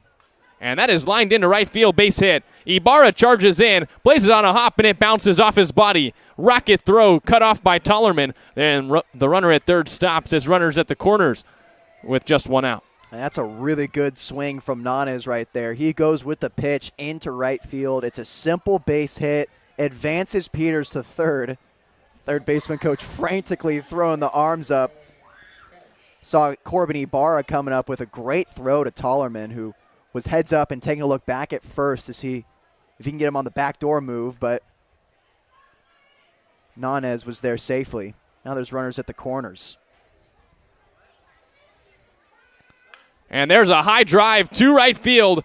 Ibarra's chasing it back to the fence, to the wall. It's gone. 3-run homer for the 9-hole hitter, Rowan Felsch. And now the Legends back in front in a big way. It's 5-2. First pitch swinging, first pitch crushing. As a hitter, you get that first pitch fastball, and sometimes you just got to capitalize it. It catches way too much of the plate in there for Felsch, and he hammers it. Ibarra didn't have a chance, chased it all the way back to the wall. But a 1-out home run brings across 3 runs for the Legends, and now they're ahead by 3. A 375-foot monster blast from Felsch.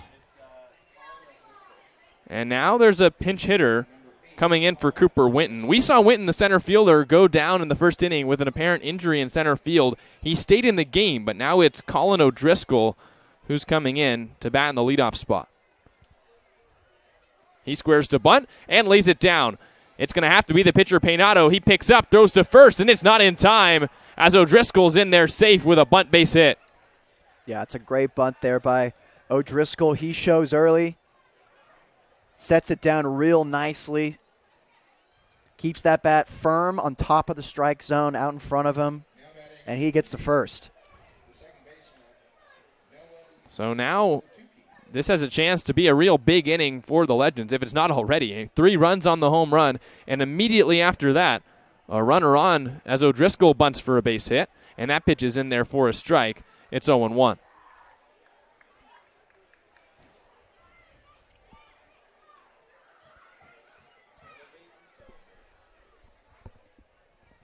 The batter is Noah Zertucci, who's 0 for 2, and he pops this one up. It's the second baseman, Rulli, who fakes at it, and it falls in for a base hit as Ibarra and Burns didn't know who was going to grab it out in right center field. Rulli faked everyone out here, made it look like he was going to catch the pop-up at second, but instead it falls for yet another hit. And now there's 2 runners aboard, and the Blues trying to escape some danger here in the 4th, already trailing by 3. Yeah, that's like the idea there by Rulli, trying to deke out the runners, but accidentally dekes out your outfielders. I think it's important to have communication on a play like that. And now an 0-0 fastball in the dirt. It's 1-0 on Nick Thompson, who is 0 for 1 with a walk. He scored now one of the 5 runs the Legends have put up, as Menlo Park on top of your San Luis Obispo Blues by 3 here in the 4th.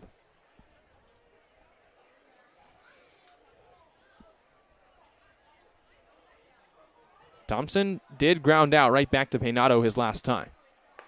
He checks his swing on a fastball, and he went around. It's 1 ball and 1 strike.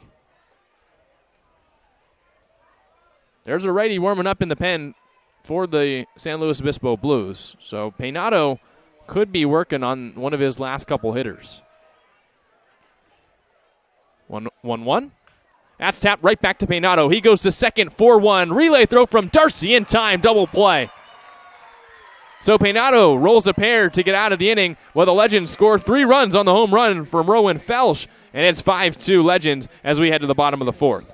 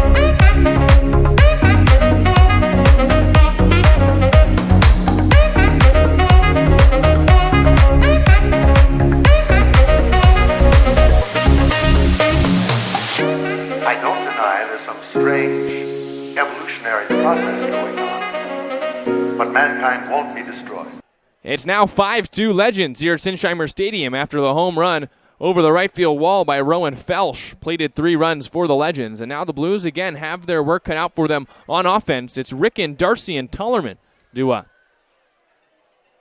Ruiz still out there, bends a curveball that misses the inside corner. It's 1-0 on Ricken.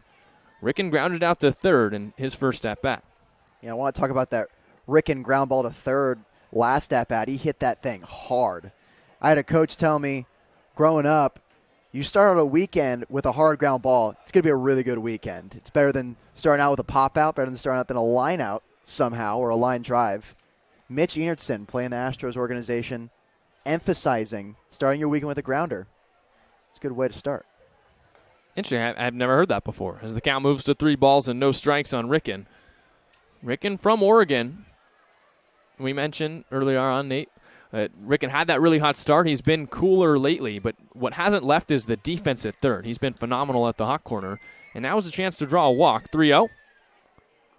That's the curveball in there for a strike, and it seems like that's the pitch that Ruiz is most confident in at the moment.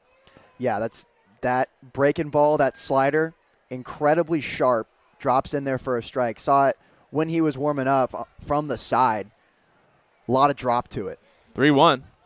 He checks his swing and takes a fastball for a strike. It's full. The shadows are still out there. As you can see right now, the shadows cover the mound, they cover home plate, and then there's just spots of light in between that can really mess with the eyes of a hitter. Ruiz deals the payoff. It's the curveball. It's strike 3 called on the outside corner, and Ricken doesn't agree. There's the first out here in the inning. Oh, that's a really good pitch there by Ruiz. It just clips the outer half of the strike zone. A little too close to take for Ricken right there. But I don't blame him. This pitch barely clips the strike zone. It is a strike, but still too close to take. Good sequencing by Ruiz. So Ruiz comes away with a strikeout. That's already his third strikeout. We mentioned he's got the strikeout stuff, and he's avoided giving away too many free 90s to the Blues. Here's Cody Darcy, who walked and scored one of the Blues' 2 runs back in the second. And now he's ahead in the count, 1 ball and no strikes. Ruiz deals, and Darcy chops it foul, backing out of play. It's 1-1. Darcy this past season at Arkansas State was one of only 3 players to start every single game. Had a batting average of .270, 17 doubles, 4 home runs. Second on the team with runs batted in with 46. As he watches that outside, 2-1.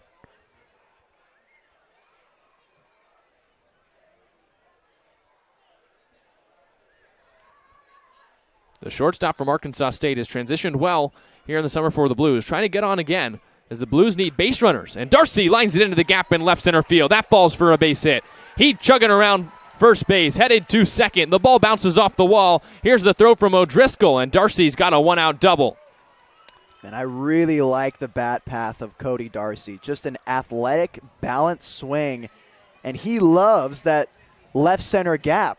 Finds another line drive there for extra base hits. Puts a nice swing on it. Gets something going for the Blues here.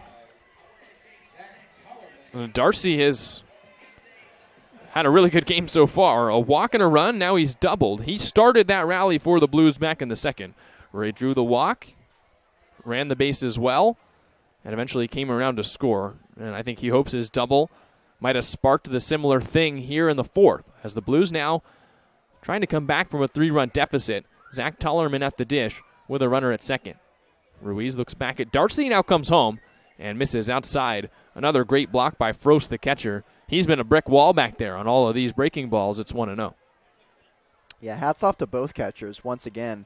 Been a lot of breaking balls in the dirt, a lot of change-ups in the dirt. They've done a good job keeping it in front.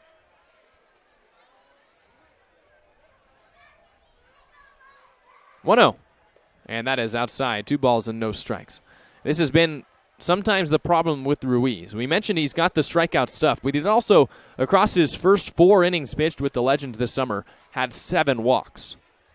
So he's privy to giving up the base on balls. 2-0. And he misses in the dirt with a fastball that bounces off the plate, and it's 3 balls and no strikes.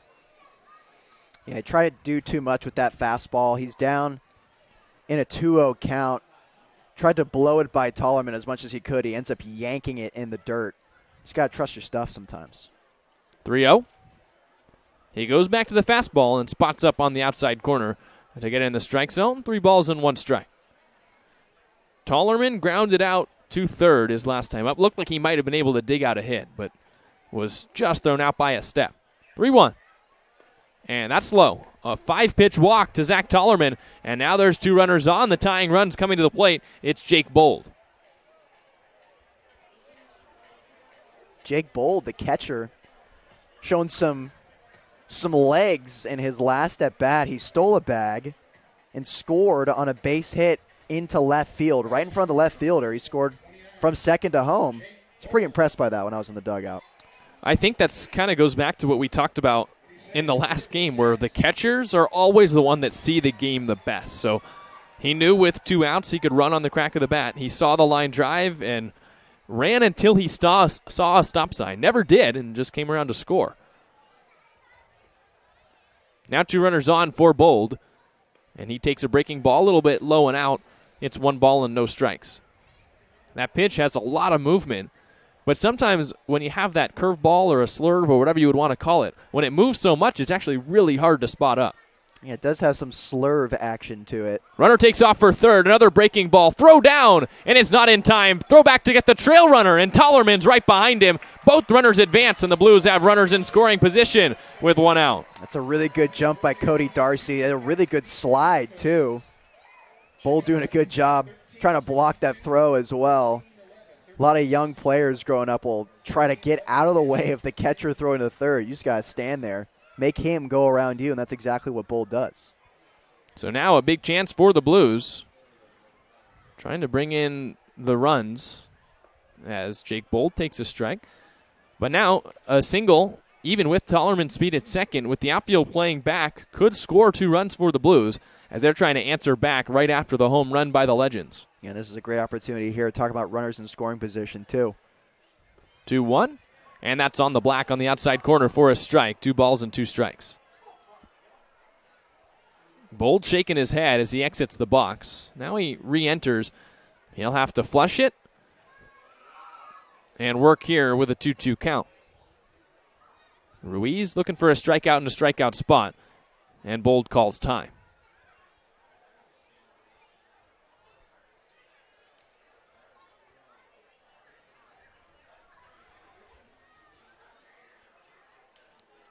Two and two the count on Bold. 2 runners on. Here's the pitch, and he takes that breaking ball outside. 3 balls and 2 strikes.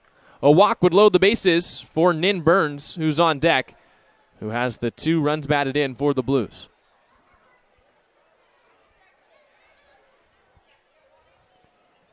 Bold trying to get bat on ball and bring in at least 1 run. Payoff pitch. It's a breaking ball, and Bold fights it off at the last second to keep the count full. Yeah, good fight right there, out of the hand. Obviously, it's that slurve again, coming out of the hand and entering the strike zone. Doesn't look like a strike, but Bold throws a defensive swing on it. Does a good job fighting it off, staying alive. Another 3-2, and Bold watches it outside. Another walk for the Blues, and the bases are loaded. Yeah, this is the moment where you capitalize on the free ones right here. 2 walks in a row, bases loaded, 1 out, and Nin Burns, right guy to do it, seen the ball well, smoked a line out to second for the first out of the game, or in the bottom half of the first, and then base hit in the second. Well, the Legends are going to go out and talk with Ruiz. It was a double by Darcy, a walk by Tollerman, 2 steals, and now a walk to Bold. And the Blues have a 1-out rally brewing. Let's take it back to Sunday, Nate. The Blues were down by 5 runs, and then they score 18 runs across the final 3 innings on offense. It can happen just like that. It definitely can, and everything was going their way in that inning. In those 2 innings where they scored 7, they certainly can do it here, and they have 1 out instead of 2 outs now. So you got 1 extra out to play with. It feels like the one common thread in all of those innings that get away from teams is the walk. And here, Ruiz has walked 2. We've seen the strikeout stuff, and we've also seen him miss the zone. And now he's got to be on his A game with the leadoff hitter coming up. Bases loaded for the Blues and 1 out. You mentioned Nin Burns has been seeing the ball really well, dating back to probably Saturday of last weekend. He's just been on everything. He waves his bat, trying to bring in some more runs for the Blues. And he takes a breaking ball for a strike. It's 0-1. Burns thought it was high. And he's pleading his case. But he's behind in the count 0-1.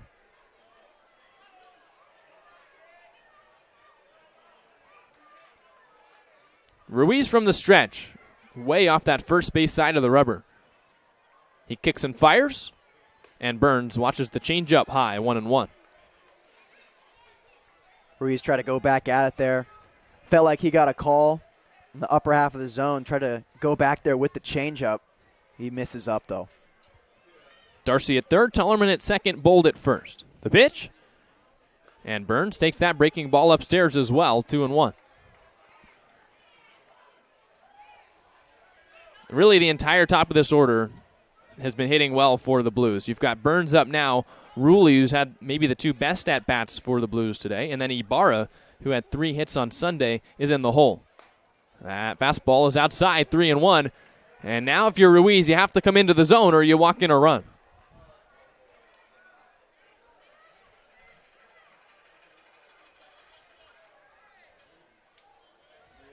Three and 1 the count on Burns. Ruiz deals and misses low. A walk it is, and the Blues played another run on the base on balls, and they go station to station. It's 5-3. Blues tack on 1 in some of the most 2023 Blues fashion, walking it in. And it looks like the Legends will point towards the bullpen. Another arm coming in. It's still bases loaded and one out for the Blues. We'll step away here on the SLO Blues streaming network. Don't go away. The Blues still trying to add.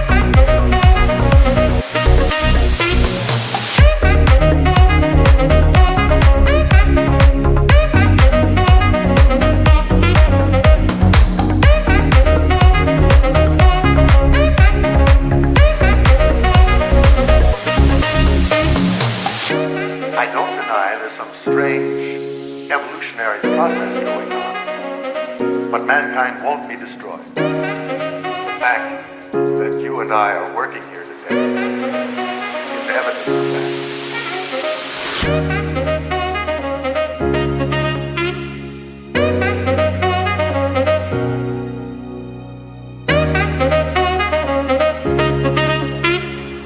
It's the right-hander Amon Kara into the game for the Menlo Park Legends. With one out, the Blues still have the bases loaded after they just brought across one run on the walk to Nin Burns. So Ruiz is still on the hook for the runners on base. And Amon Kara from the City College of San Francisco, one of the couple players on this Legends roster that's listed as a two-way player. He's a pitcher/infielder, and he's in to make his first appearance on the mound for the Legends. And it comes in a big spot, Nate. Bases loaded with one out. Not the kind of situation you want to come in out of the pen. Yeah, and I'd love to be the Blues right now. Ruley is seeing the ball well, too, and he's had the two best barrels of the day, I'd say, for the Blues. He had that triple in the first, that fly out to center in the second, which was just at the lip of the warning track. Just the guy you want at the plate. As he bends out of the way, curveball goes back to the screen. The Blues bring across another run. It's 5-4. Just like that, the Blues get another runner, and now they got a chance to tie or take the lead with two runners in scoring position and one out. The Blues didn't have to pick up the bat, and they got two runs just like that. They're only trailing by one, but you still got runners on second and third here. You got one out. You can poke another fly ball just like Ruley did in the second, and that would bring in another run. I'm sure the Blues would like another extra base hit out of him like they had in the first. 1-0, and Ruley takes a changeup in the dirt. It's 2 balls and no strikes. The fastball from Kara is right around 75 miles an hour. So for the Blues, got to stay back after some of the velo that they've seen from Ruiz and Kligman early on in this game. 2-0 pitch. And that's way outside and back to the backstop. Here comes another run. It's 5-5, and the Blues keep adding for free. Bat has not left the shoulders, and it's a tied game. Kara has come in from the pen. He's thrown 3 pitches. 2 of them have gone right back to the backstop. And now the Blues have a chance to take the lead with a runner at third. And you almost have to guarantee a take sign here for Ruley. Yeah. The 3-0. That's way outside, all the way back to the backstop. Here comes another run. The Blues take the lead. It's 6-5. Okay, so the bases have been cleared, and Ruley gets a walk. Didn't even need to swing the bat. Blues taking the lead. And you feel for a guy like Kara in this spot. And you're coming in for your first appearance of the summer, and you're thrown into a situation, bases loaded, less than 2 outs. It's not even that you're asked to just get 1 out and strand the bases loaded. You're trying to get 2 outs, not let a run score, and he threw 4 pitches, couldn't find the zone, and the Blues are out in front and still going in this inning. As Corbin Ibarra taps that one foul, it's 0-1. But for Rulli, you're right, never had to let the bat leave his shoulder. Ends up with 3 runs scoring in his at-bat, and he gets first base on the walk. Yeah, Jack, you're right, though. That is an incredibly difficult spot to be in, especially for your first appearance of the entire summer. Chopper on the ground to third. They're going to second to get Rulli. Here's the throw to first. It's in time to get Ibarra, but it bounces off of the first baseman, Snitko, and Ibarra's aboard. Chance to turn 2, but a low throw, and Snitko couldn't dig it out. And now the Blues bring up Trevor Schmidt. Schmidt with 2 Ks after not having any all summer. After that first one coming back in the dugout, obviously frustrated about it, said he was thinking about it when he got to 2 strikes. The fact that he hadn't had one yet. A pitch behind Schmidt, and the runner's moving up to second base for the Blues. It's 1 ball and no strikes, and that one was feet behind Trevor Schmidt. Yeah, Trevor got out of his stance and just stood up at that one. But he's still mentally locked in, although the first one was bothering him. I'm sure the second one did too, but this is a guy with a great swing, a great approach. He can straighten it out at any second. 1-0, and that's outside. 2 balls and no strikes. So Schmidt, who leads the team in runs batted in with 7, has a chance to extend this lead now for the Blues. They entered this inning trailing by 3. Now they're up by 1. That fastball a little bit outside. 3 balls and no strikes. Schmidt, you're right. 2 straight strikeouts to start this game. And the first one was in a big spot with runners at the corners and just 1 out. 3-0. And he lifts a high fly ball towards left field. For the left fielders fighting the sun, he camps under it, and he makes the catch. The Legends score 4 times, and they lead by 1. We head to the top of the 5th inning, and it is 6-5 Blues.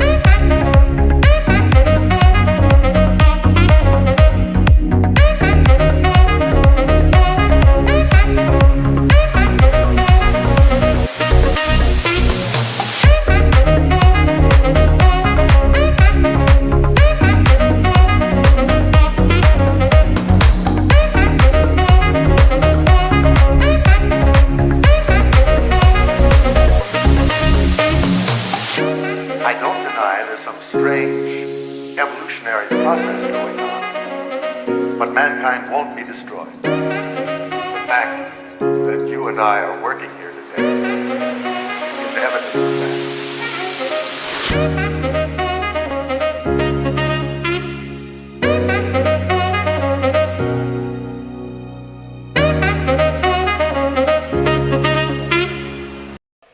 New arm in for the Blues. It's Luke Plaza, the right-hander from Arroyo Grande High School. He comes in relief of Peinado, who gave up 5 earned runs across the first 4 innings. But the Blues offense has done enough to get themselves back in the lead. It's 6-5 Blues here in the top of the 5th inning. And now Plaza in for his first appearance of the summer. Will try and keep it that way.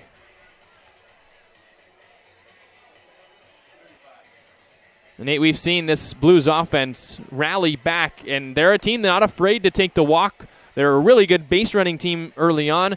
They're only scoring on average about 6 runs a game, so this run total right now averages up with what they've been doing this summer. The Bats, I don't think they've exactly woken up so far this summer, but still a team that's taken some really quality at-bats and doing the little things right. Yeah, you're right, Jack.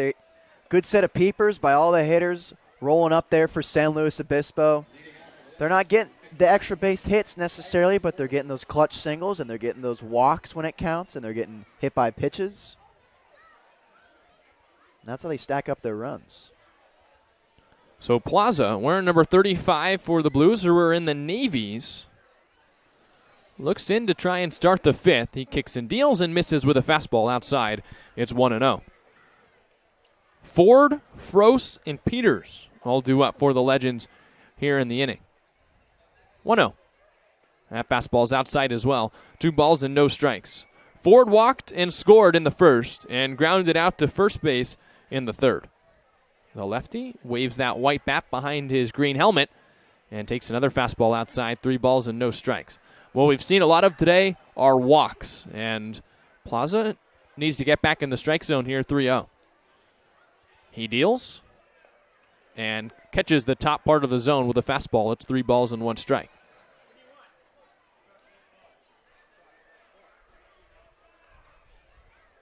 Three-one. That is a little bit high. Did he go? No. Goes to the appeal at third base, and there's a leadoff walk for the Legends, who are trying to get back in this game, trailing by 1 after entering last inning up by 3. And the walks continue. Now Plaza here. Just try to roll a ground ball here. Get yourself 2 outs. Feel like each team has only had one really hard hit ball.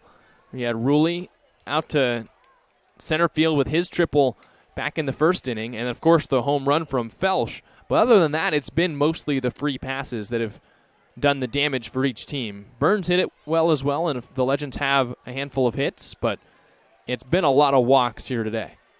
It really did the damage last inning for San Luis Obispo. Jacob Frost, now even in the count, 1-1. Was hit by a pitch back in the first, stranded at second, and he grounded out to third back in the third inning. 1-1. That's a big breaking ball. That's low, 2 balls and 1 strike.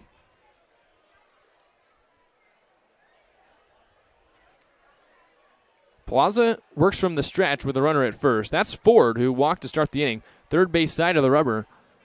He strides and shoots. And that's a high pop-up. It's on the infield and playable for the middle of the field for the Blues. It's Darcy who makes the catch backing up on the outfield grass, and there's 1 out.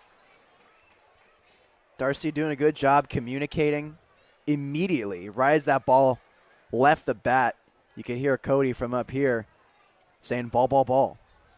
Good on him. Real excellent communicator. Just finished up his 5th year at Arkansas State. We were talking earlier on the broadcast. Just exudes confidence and leadership. And he's manned a really nice shortstop for the Blues here early on in the summer. Picked to first, not in time to get Riley Ford. The batter is Peters. He's been on base twice. Singled in the first, walked and scored in the 4th on the home run from Felsch, the 9-hole hitter. Oh well. And that curve ball bends in there for strike 1. It's 0-1. Yeah, and as a hitter, you see a looping curveball like that in case of Peters. You don't just give up on it. It kind of looked like Peters gave up on that curveball, and it plopped in there for a strike. Another curveball. He doesn't give up on this one, and he tags it on the ground past Ricken at third base. Base hit just out of the outstretched glove of J.T. Ricken, the third baseman. And the Legends have another hit, and there's runners at first and second with 1 away. And this is a simple swing from Peters here. Just does a job, move the runner over, doesn't try to do too much. Places it right through the 5.5 hole for a base knock. Jackson Snitko up to the plate now. He's struck out and he's grounded out. He's 0 for 2. But the Legends have a runner in scoring position, the potential tying run here in the 5th, that's second, in the form of Riley Ford. Plaza deals, and there's a curveball. That's low. It's 1 ball and no strikes. You're right, though. Sometimes you get the inkling to just give up on it out of the hand. You think it's going to be high, or it's just a pitch you don't want to hit, especially in an 0-0 count. That's normally a pitch that you'll see guys just take for a strike. Runner takes off for third. Bold has no throw. as Plaza couldn't keep Ford planted at second base, and now a runner at third base, the tying run 90 feet away. Yeah, you can still get a ground ball here and end the inning. It's even more important than when it was earlier now that you got a run at third. The runner from first takes off, and then Plaza steps off, and Peters runs all the way back to first. Mentioned earlier, the Legends are a team that likes to run. 32 stolen bases across their first 7 games. They'll put the pressure on you and try and make you make a play. Pick to first, and Peters back in with a dive. But a lot of the times when you see a runner, especially in this first and third scenario, take off, they're trying to get you to engage with them to let the runner score from third, but Peters ran all the way back to the bag. 1-1. That curveball's outside, 2 balls and 1 strike.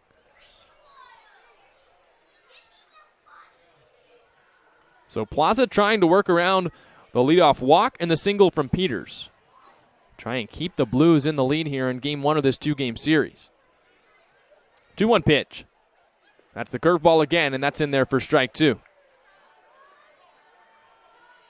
And it's a good pitch, 2-1 as a hitter. I'm not thinking about that pitch coming in there. Plaza looks comfortable with the curve. We'll see if he goes back to that with a 2-strike count.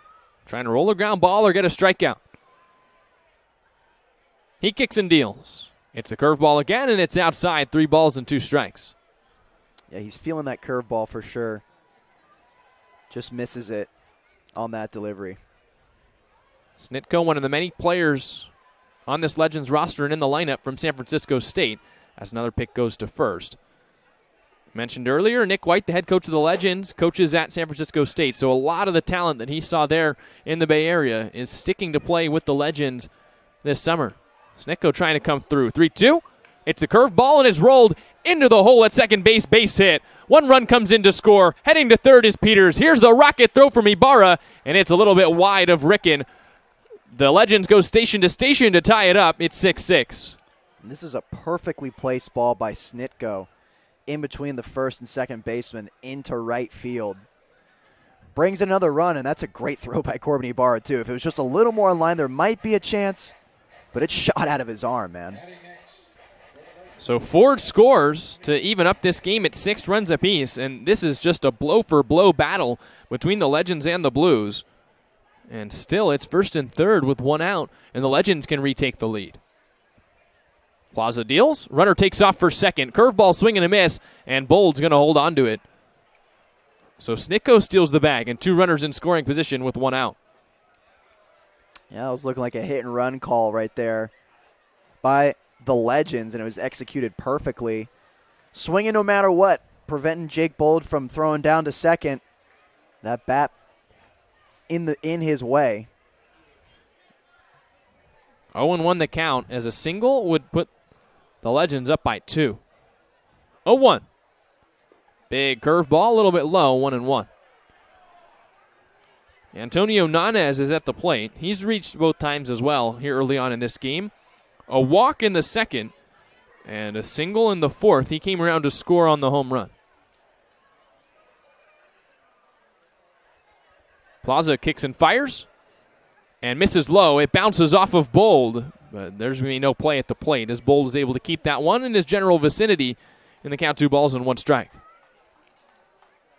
Dangerous spot here for the Blues, who'd love to keep this game tied, but Plaza is going to have to find a way to get 2 outs without allowing the runner to score from third.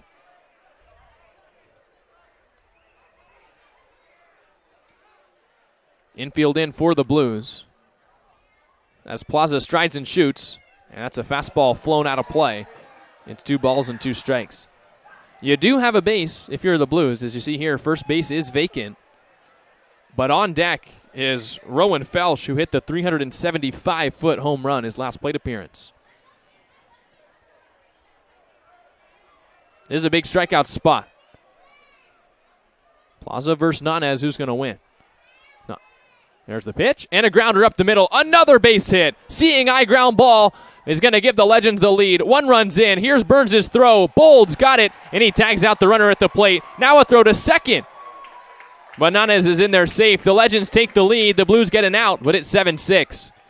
Yeah, Legends take the lead. This is a great base hit up the middle by Nanez. Good situational hitting by the Legends this inning so far. And then Burns with just a great throw to gun the runner out at home and prevent another run from scoring and making it a 2-run lead, 8-6.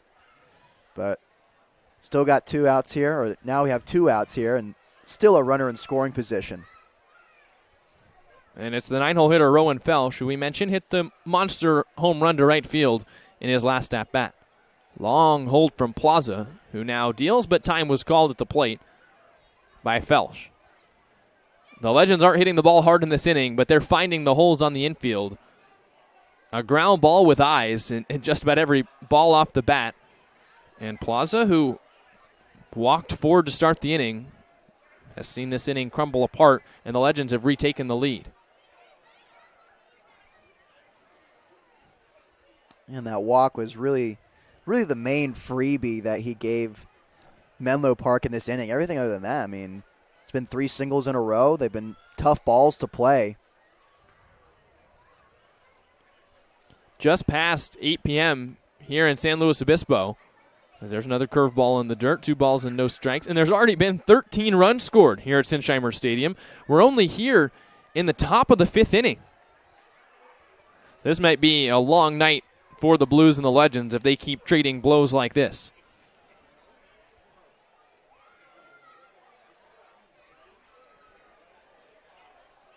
Plaza's got his sign, glove held at the belt. He deals and misses way upstairs with a fastball, 3-0.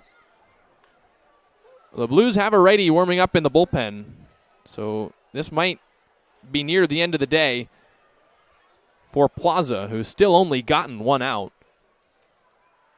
It's the right-hander Hunter Hammond warming up for San Luis Obispo. 3-0. Big curveball in there for a strike.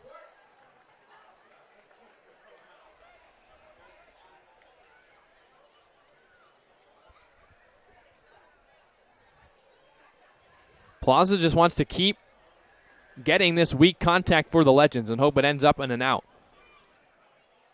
He kicks and fires 3-1 and misses low with the curveball again. Real nice sliding block by Bull to keep it in front. But another walk for the Legends, and there's 2 runners aboard. Yeah, not ideal. Really want to get out of this inning as soon as possible for San Luis Obispo. Don't want to give up another opportunity here to squeak another base hit into the outfield and perhaps score Nanez from second. Back to the top of the order we go as Felsh draws the walk. It's Nanez at second, Felsh at first, and Colin O'Driscoll, who pinch hit for Cooper Winton, the leadoff hitter, is at the plate. And he takes upstairs, 1 ball and no strikes. O'Driscoll came in for Winton, who we think was taken out of the game due to the injury he suffered in the first inning out in center field. O'Driscoll promptly singled back in the 4th. 1-0. And O'Driscoll hits a grounder into left field, base hit. The runner's being waved in. Here's Adams' throw, and it's a little bit wide. The Legends played another. It's 8-6. Yeah, and that situational hitting just continues. This is a great swing from O'Driscoll, going the opposite way. It finds the 5.5 hole once again, and Legends tack on another. It's 8-6. Feels like there has not been a hard-hit ball in this inning, and yet the Legends have 4 hits now in the frame, and they've scored 3 runs. And so all the work that the Blues did to take the lead, now the Legends back up by 2 runs, and Dean Traynor is going out to talk with Plaza, and this might be the end of the day for the right-hander. Traynor gets to the mound, having a conversation with the infield. If you're Plaza, outside of the walks that you gave up, not much you can do on the balls put in play. But Traynor takes the ball from him, and it looks like Hunter Hammond, the right-hander, is coming in. We'll take a quick break here on the SLO Blues streaming network. The Blues have given up the lead. It's 8-6 Legends.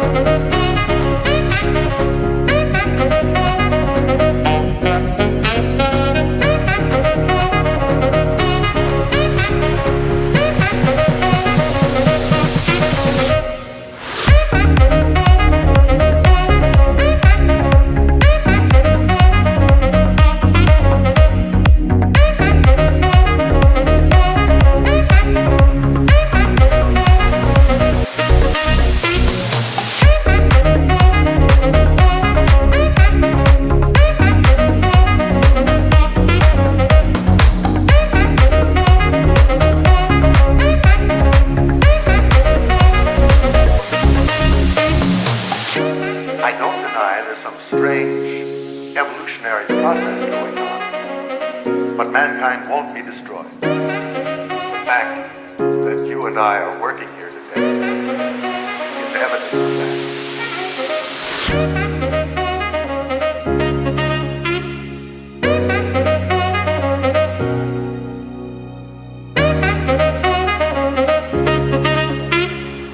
It's the tall right-hander Hunter Hammond who gets the call from Dean Traynor coming out from the bullpen.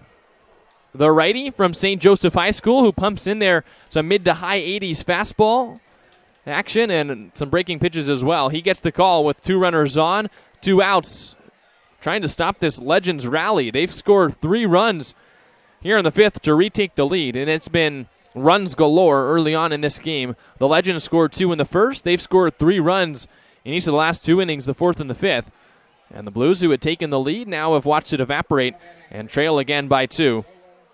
And with Noah Zertucci coming to the plate, the Blues wanted to go to the pen again for Hunter Hammond, who's worked 1 scoreless inning for the Blues so far this year. Hammond will mix in that slider and that changeup as well. He's got that arm wrapping all the way around his body on his delivery, creating lots of movement. He spots up with a fastball in the outside corner to start the at-bat, and it's 0-1. Zertucci is 1 for 3. He struck out, grounded out, but he did have a single his last time up in the 4th. The Legends have 4 hits in the inning. None of them hit particularly hard, just on the ground and past the defenders for the Blues. Seeing eye ground balls. 0-1. And Hammond misses low with that changeup. 1 ball and 1 strike. Zertucci from William and Mary, now hitting above 200 on the summer for the Legends, trying to pull that batting average slowly back up. Hammond looks back at second. Now comes home. And misses outside. 2 balls and 1 strike. Hammond threw back on June 2nd against the Mudcats. The one game that the Blues ended up losing, but Dean Traynor saw something and he liked it. Threw 1 inning, had a strikeout, faced just 4 batters, gave up a hit, but had that same velocity that he misses with there, 3-1. They really don't want to walk here as well, coming out of the bullpen. You're coming in there to get an out. You're drawing a walk, and now the bases are loaded again. Got a 3-1 count. Let's try to make a good pitch here with a fastball. Walks have been one of the problems for the Blues. Here's the 3-1. And Hammond hits the zone, but it's hit into right field, base hit. Another one off the knob of the bat. And Ibarra's going to throw to third. Ricken is going to second. And they have got Zertucci out as he tries to advance. But the Legends add another run. It's 9-6 as we head to the bottom of the 5th.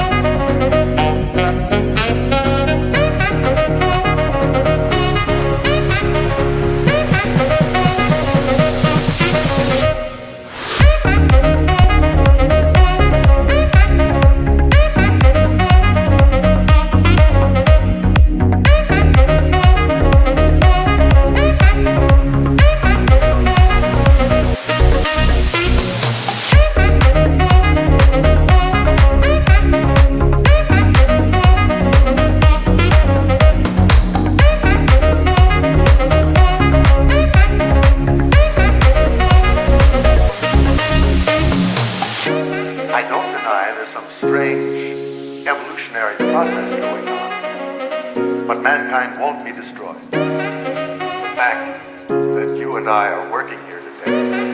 The Blues are back up, and they've got some work to do. Trailing now by 3 runs. The Blues scored 4 in the bottom of the fourth inning, and the Legends answered right back with 4 in the top of the fifth. And it's TJ Adams to lead things off against Amon Kara as the Blues look to get back in this game, down 9-6. It's Adams, Ricken, and Darcy who all the Blues can really do here is continue to take balls and swing at strikes. They've been doing a good job of that so far this game. Kara misses inside, and Kara's the guy that came in, bases loaded with less than 1 out, threw 3 wild pitches, got a walk, but then got Ibarra to ground out and got the fly out by Schmidt in a 3-0 count. And that was the one time it felt like the Blues helped Kara out when Schmidt swung at that 3-0, trying to unload and just hit that high, lazy pop-up to left. Kara misses low again. 3 balls and no strikes. For the Blues, it's been a matter of just getting base runners on any way possible, and the Legends have really helped them out with the pitches going back to the backstop or just continual walks. And Kara walks Adams on 4 pitches to start the inning. It ain't much, but it's something. Blues get a base runner in the first, and 4 straight balls. Another dangerous hitter coming up there, and JT Ricken wanted to do a job here, move the run over. I'd like to see Adams test out the wheels, too. There, Kara spots up with a fastball for a strike. It's 0-1. Yeah, I'm definitely taking there if I'm Ricken. You just saw 4 straight balls going up to Adams in the previous at-bat. First pitch fastball taken, I'm fine with that. Second pitch fastball taken as well, and that's inside. There have been 8 walks by Legends pitchers already, and they've only gotten 4 innings worth of outs. Legends have been getting on for free. They just got to try and keep moving them over and bringing in runs, as that's outside as well, 2-1. It just says so right there. Blues got 3 hits and 6 runs. It just tells you how much the walks are playing into this game right now. 2-1, and that's inside as well. 3 balls and 1 strike. You look at the other side of the scoreboard. The Legends have 10 hits already through 5 innings against the Blues. And we talked all last inning. It didn't seem like they were hitting the Blues all that hard. But we're finding holes, finding gaps as well, as there's another walk. But 10 hits, 9 runs, and the Blues are still in this game despite only having 3 hits, as we're going to get a meeting at the mound after Kara has walked the first 2 batters. But the problem with walking is now, on just a couple of pitches, the Blues are going to get to bring up the potential tying run without really having to move the bat. Yeah, and that's why walks are not ideal at all, because now all of a sudden, runners on first and second. Cody Darcy, with a great double in his last at-bat, struck well, will get a shot here to bring in at least 1. And Darcy's been great so far here today for the Blues. He's walked and doubled. He's scored 2 runs. And he's been right in the middle of both of the big rallies the Blues have had. They scored 2 in the second, 4 in the fourth. And so I guess if you're following the theme, they've got to score 5 here in the fifth, right? Yeah, for sure. The long game keeps getting longer with the amount of base runners that are out here. That was the 9th walk drawn by the Blues. And now Cody Darcy coming up, representing the potential tying run here in the bottom of the 5th. Kara, after the talk, comes set, looks back at second, and deals. And hits Darcy on the shoulder. Luckily, he's got the protective padding, but that loads the bases for the Blues with no outs. Yeah, way to wear that, Darcy. He rolls right into it. Good job of not dodging it out of the way. You'll see a lot of players, especially in this era of baseball, try to jump out of the way, but Cody's a seasoned vet. He's been around. He just rolls into that one, knows he can be an extra base runner, and put runners at second and third, in addition to him being at first. And that is why you wear the elbow guard. As Tollerman, almost hit by that fastball as well, bends back out of the way. It's 1 ball and no strikes.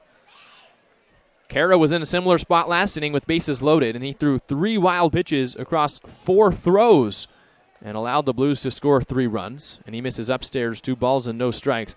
So as soon as the Blues lose the lead and go back to trailing by 3, they've got bases loaded and nobody out. Big spot here in the 5th. Tollerman bends back again. It's 3 balls and no strikes. And the Legends have the bullpen working very quickly. Yeah, Tallman's another guy who can hit the ball really hard as well, but he needs a strike in order to do that. There's a strike, but not a pitch you're going to swing at in a 3-0 count. Didn't need to be, but it was on the outside corner. 3 balls and 1 strike. Tollerman leads the team in walks with 10 on the season. 3-1, and that is inside. Another walk. The Legends score a run. It's 9-7. And here comes Nick White out of the Legends dugout. He's motioning to the pen again because Kara just could not find the strike zone today and worked himself into some stressful spots. Yeah, it started out in this situation, and it's going to end in this situation here for Kara, except this time there's no outs. New righty coming in. Kara is walking off to the pen. We'll take a step away here on the SLO Blues streaming network. It's 9-7 now, and the Blues still have the bases loaded with nobody out.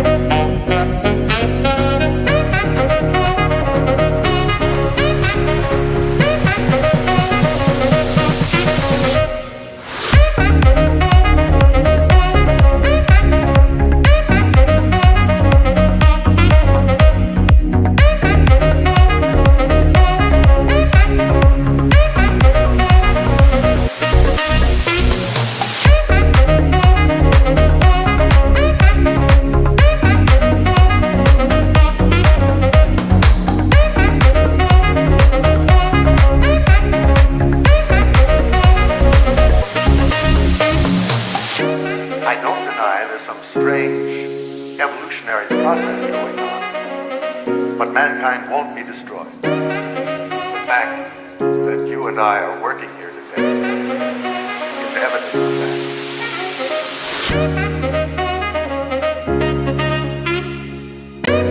The new arm in a tough spot, bases loaded, nobody out for the Blues, who are trying to come back down two, is Jack Ten Bosch, the right-hander, the freshman from Menlo College. And he gets a tough draw. Jake Bold coming to the plate, and the Blues trying to retake the lead or at least tie this one up with bases loaded and no outs. First pitch is a fastball in there for a strike. I'm sure that's still well welcomed by the Blues, who have walked now 11 times in the game. They want to swing the bats here against the Legends.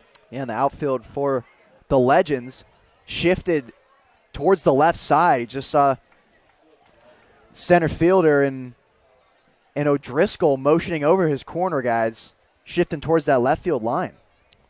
Playing Bold to pull. Here with a 1-1 count. He pops it up, and it's out of play. Straight back and dropped by a fan in the final row in the bleachers. It's 1 ball and 2 strikes.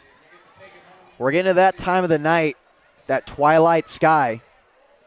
The most difficult time seeing a ball, other than being in the sun, I would say, is in the twilight sky, right after sunset. Time is called as Bold stepped down and got time granted. He's just trying to at least put it in play, bring across 1 run with the bases loaded and nobody out. Ten Bosch, a clear strikeout spot unless he's able to roll a ground ball. But you're right. We saw a couple fly balls in the series against the Mudcats that the Blues just couldn't find in the sky, and both ended up being triples by Solano. 1-2, and Bold fights it off. Foul right back out of play again, 1-2. Now Bold's fighting. He's shaking his head. Those are pitches he knows he can hammer. But he'll get another hack at it here in 1-2.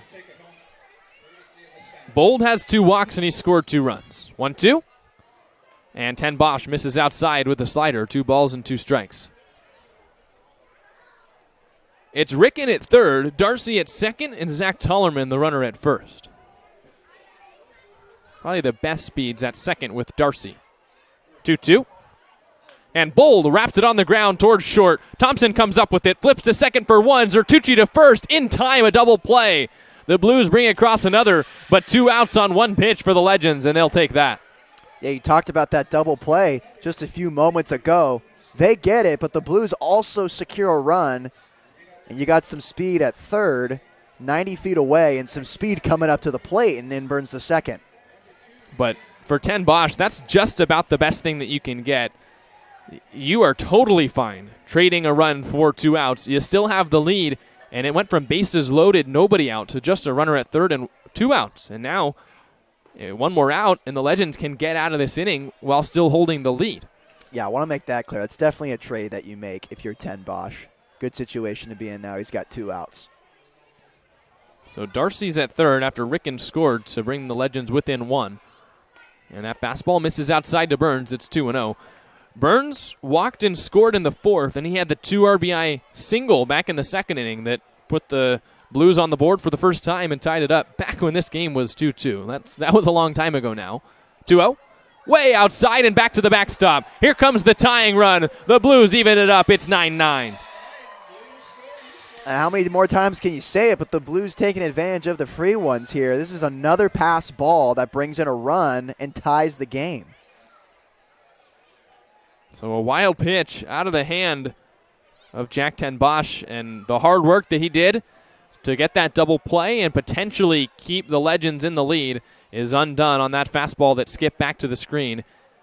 3-0 count now on Burns, and a walk here to Burns would potentially put even more speed on the base paths.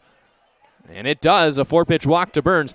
And the problem with that is when you walk Burns, it's almost like you're giving up a double. 20 for 20 on stolen bases at Cal Poly Pomona, and he's already swiped 5 bags this year. Yeah, some dangerous speed on the base paths for the Blues. Sure, they're lucky to have him in the leadoff spot. That's why he's hitting in the leadoff spot. Out there at first base, big steal threat. Jacob Rulli, though, also a big bat threat. He's got a boomstick, some loud contact in this game that can also score Burns from second if he were to steal. Burns is at first. He leans back towards the bag and now takes off. Throw down is White right past the pitcher. Ten Bosch, a real low release from the catcher Froese, and Burns takes the bag.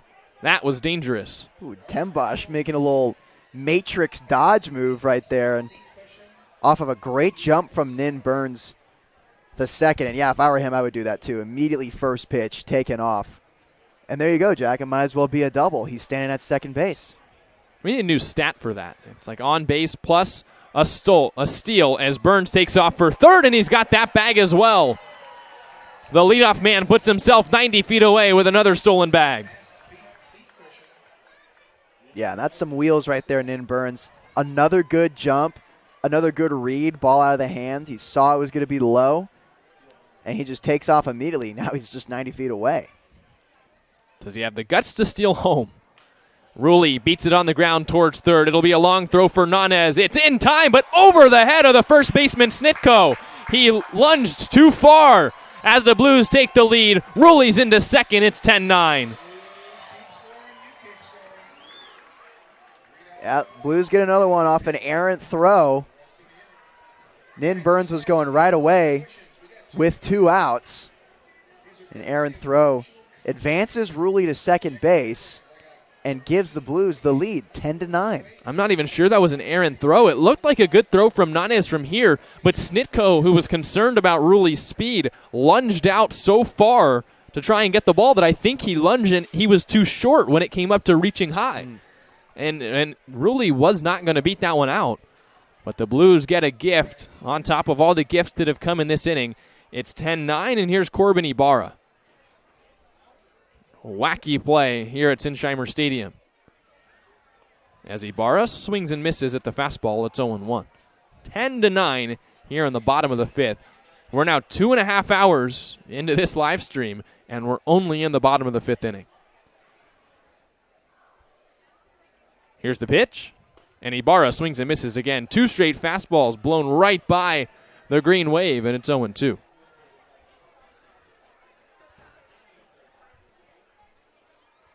Ruley's at second. The error by the third baseman, Nanez, gave the Blues the lead. And Ibarra strikes out swinging. 3 straight fastballs, 3 straight of the same result. But the Blues score 4 more again, and they're back in front. It's 10-9 as we head to the top of the 6th.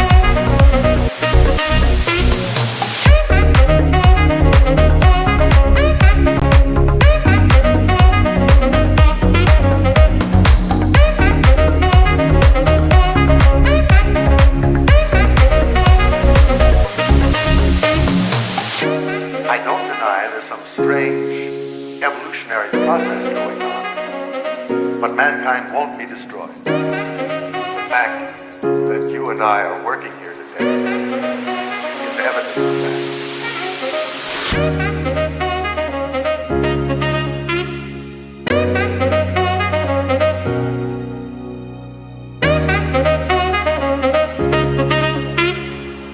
Well, Nate, it's been a long game already, and the Blues are leaving with the buckets full of tennis balls after the tennis ball toss through 5 innings. It is 10-9. The Blues have walked over 12 times. There have been 5 wild pitches by the Legends, but the Blues pitching is not doing enough to keep them out in front of this game. They've allowed 9 runs on 10 hits through just 5 innings, and we've got a real barn burner here at Sinsheimer Stadium. Yeah, it's been a really wacky game so far, and I mean, the reason for this timing of the game is because all those walks that we've been talking about. So many walks been drawn, pitchers throwing more pitches, longer at bats. It's been the main causation for the lengthiness of this game. Blues pitching has walked 6, and of course they've given up those 10 hits. We were talking last inning. It doesn't feel like that is really reflective of the way they've been pitching, with a lot of the hits being weak contact. But the Blues have walked 12 times, and there are the 5 wild pitches by the Legends. It is a touchdown and a field goal to 3 field goals here in what is, I guess, the third quarter. But Hunter Hammond is back out on the mound for the Blues. He kicks and deals and spots up on the inside corner with a fastball. It's 0-1 on Nick Thompson, the shortstop from Cabrillo College, who is 0 for 2 with a walk. Here's the 0-1 pitch from Hammond. It's a slider on the outside corner, strike 2 call. And Hammond's looking to be the stability for the Blues here pitching today. He's the third arm, and he wants to stay out there for a while. It's tapped right back to him. Tollerman broke towards second initially, has to break back towards the bag, and he's there to field the throw for the first out. And if he wants to be the stabilizer, that's a good start. More soft contact, but doesn't find a hole here. It just taps right back to the mound, and it's an easy flip for out number 1. From what we've seen so far, though, I won't buy into anything until I see the third out. As Hammond deals 0-0, and Riley Ford takes a fastball for a strike. It's 0-1. But Hammond, as we mentioned, talented kid who's really impressed Dean Traynor. Tall right-hander. pumping upwards of mid-80s. And misses upstairs with that fastball. It's 1-1.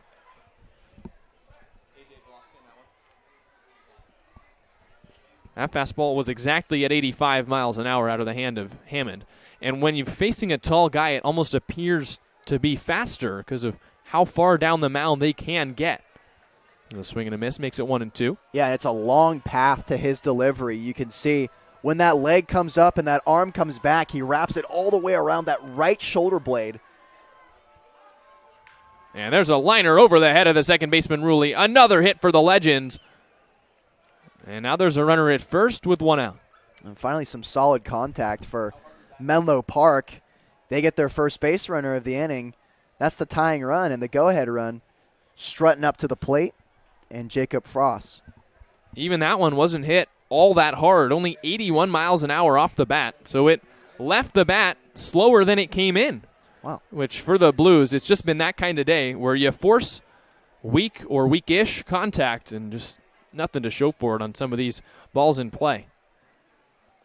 And that's low, and it bounces off Bold. He throws to second, falling away from the bag, and Ruley has to dive to keep it on the infield. A 90-foot mistake, and there's a runner in scoring position.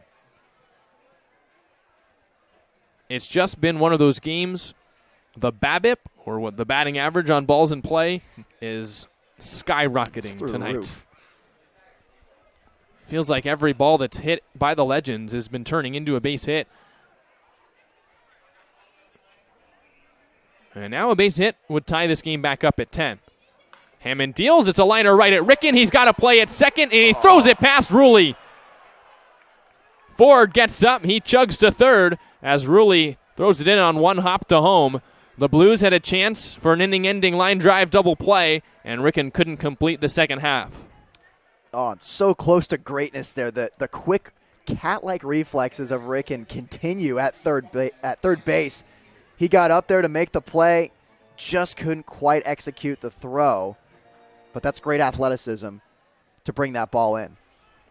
He leapt to catch that one, and he's been doing a lot of that at third. There's a curveball, and it's lined into left field, base hit. This game's tied once again as Danny Peters comes up with the base knock. It's 10-10. Once again, Danny Peters off the end of the bat into left field. Brings in another run from Menlo Park, and it ties it. And yeah, Jack, that BABIP through the roof. That one was hit 90 miles an hour off the bat. So if you're Hammond, you just gave up the lead, but you feel a little better that that one was hit hard. As Jackson Snitko steps up and takes a fastball for a strike, it's 0-1. No one can hold a lead in this game. It is 10-10 here in just the top of the sixth inning. The Legends and the Blues trading blows in their first matchup since the Legends took a 5-year hiatus a couple years ago. Swing and a miss, and it's 0-2. First time here at Sinsheimer Stadium, we've seen double digits to both sides, and it doesn't look like it's going to slow down. But Hammond trying to get the Legends back, get the Blues back in the dugout, tied up. 10-10. As there's a broken back grounder right back to him. He's going to run it all the way there. Underhand flip to Tollerman for the out. The Legends get another to tie it back up at 10-10. We head to the bottom of the sixth as the Blues try and retake the lead.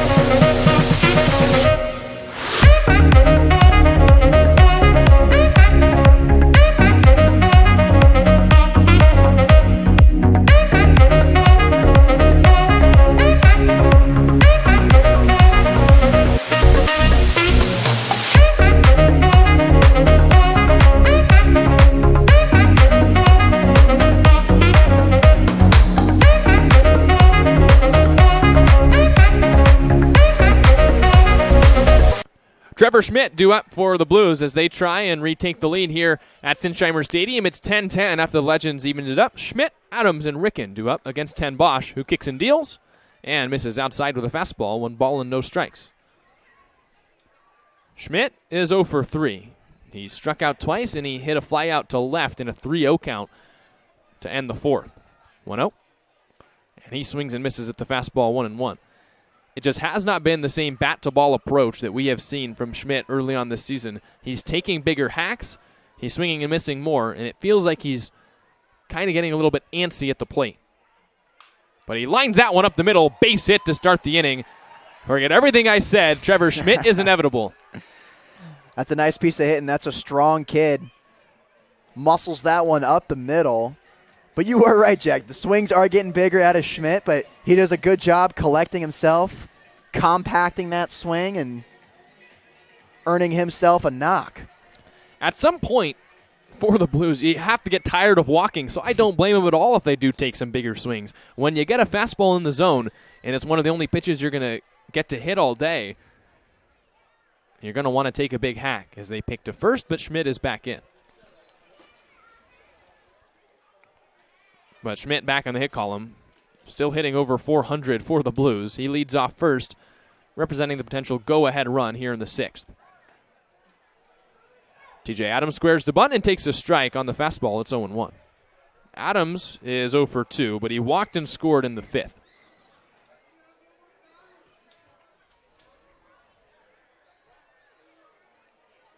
The righty, Jack Ten Bosch, back into his stretch, and he picks to first again. Schmidt's back in safe.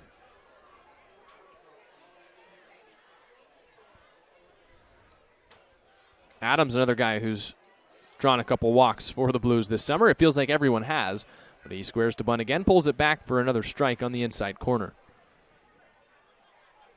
Yeah, it's not uncommon. We've seen the Blues throw up double-digit walks, especially in that game, last game, when they threw up 19 runs. Pretty sure they had 11 or so walks in that game.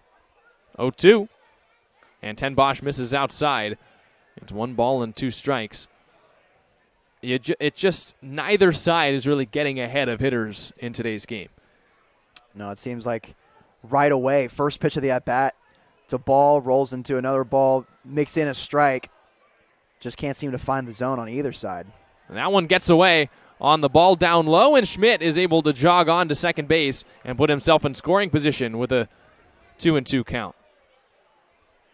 But you're right, it feels like, a 4 or 5 pitch walk to start the inning, then a wild pitch or two, then maybe one more walk, and then a hit or a sacrifice fly or another wild pitch. It's just how both these teams have been bringing runs across. 2-2, and that's outside. It gets back to the screen. 3 balls and 2 strikes, and Schmidt heads to third. Yeah, once again, Adams not even have to swing the bat, and Schmidt goes first to third. It's like stealing bases for free. And so now the Legends are going to bring the infield in. If you look at it here, everyone but the shortstop Thompson is in on the grass. Ten Bosch deals to Adams. And Adams hits a high fly ball towards center field. This is going to bring in a run. O'Driscoll can't find it, and it bounces off the wall in left center field. Adams is racing all the way around to third. He's in there with a stand-up triple as the Legends lose it in the lights. Look at that speed from T.J. Adams. I knew he had it in him. Hasn't showcased it much this summer, but we see it right there. He was flying over to third base. Easily scores Schmidt, and there it is, Jack. There's that twilight sky right off the bat. O'Driscoll puts the palms up in the air. It's so hard to see the ball. Even here in the box, I lost the ball in the air. And they'll bring in the go-ahead run in Schmidt. It is not an uncommon occurrence, as we've learned here over the past couple days, for the outfielders to lose the ball in the lights here deep at night. And with this game getting longer and longer, nearing the 3-hour mark, it's not going to get any easier. No, it's not, except, you get the darker backdrop in the sky. Because with twilight, this could happen at any stadium when it gets to this time of day. There's a liner down the left field line. Foul ball by just a foot as Ricken plastered it just missed his own runner, Adams, just missed the third base umpire, and just missed the foul line. It's 1 ball and 1 strike. Well, you're right. It could happen in any stadium. It's just we've seen now 3 triples in the last couple days where the outfielders just have no shot, can't find it. Yeah. Ricken trying to bring in another run, but the Legends up by 2 with Adams at third and nobody out. 10 Bosch from the stretch. Kicks and deals.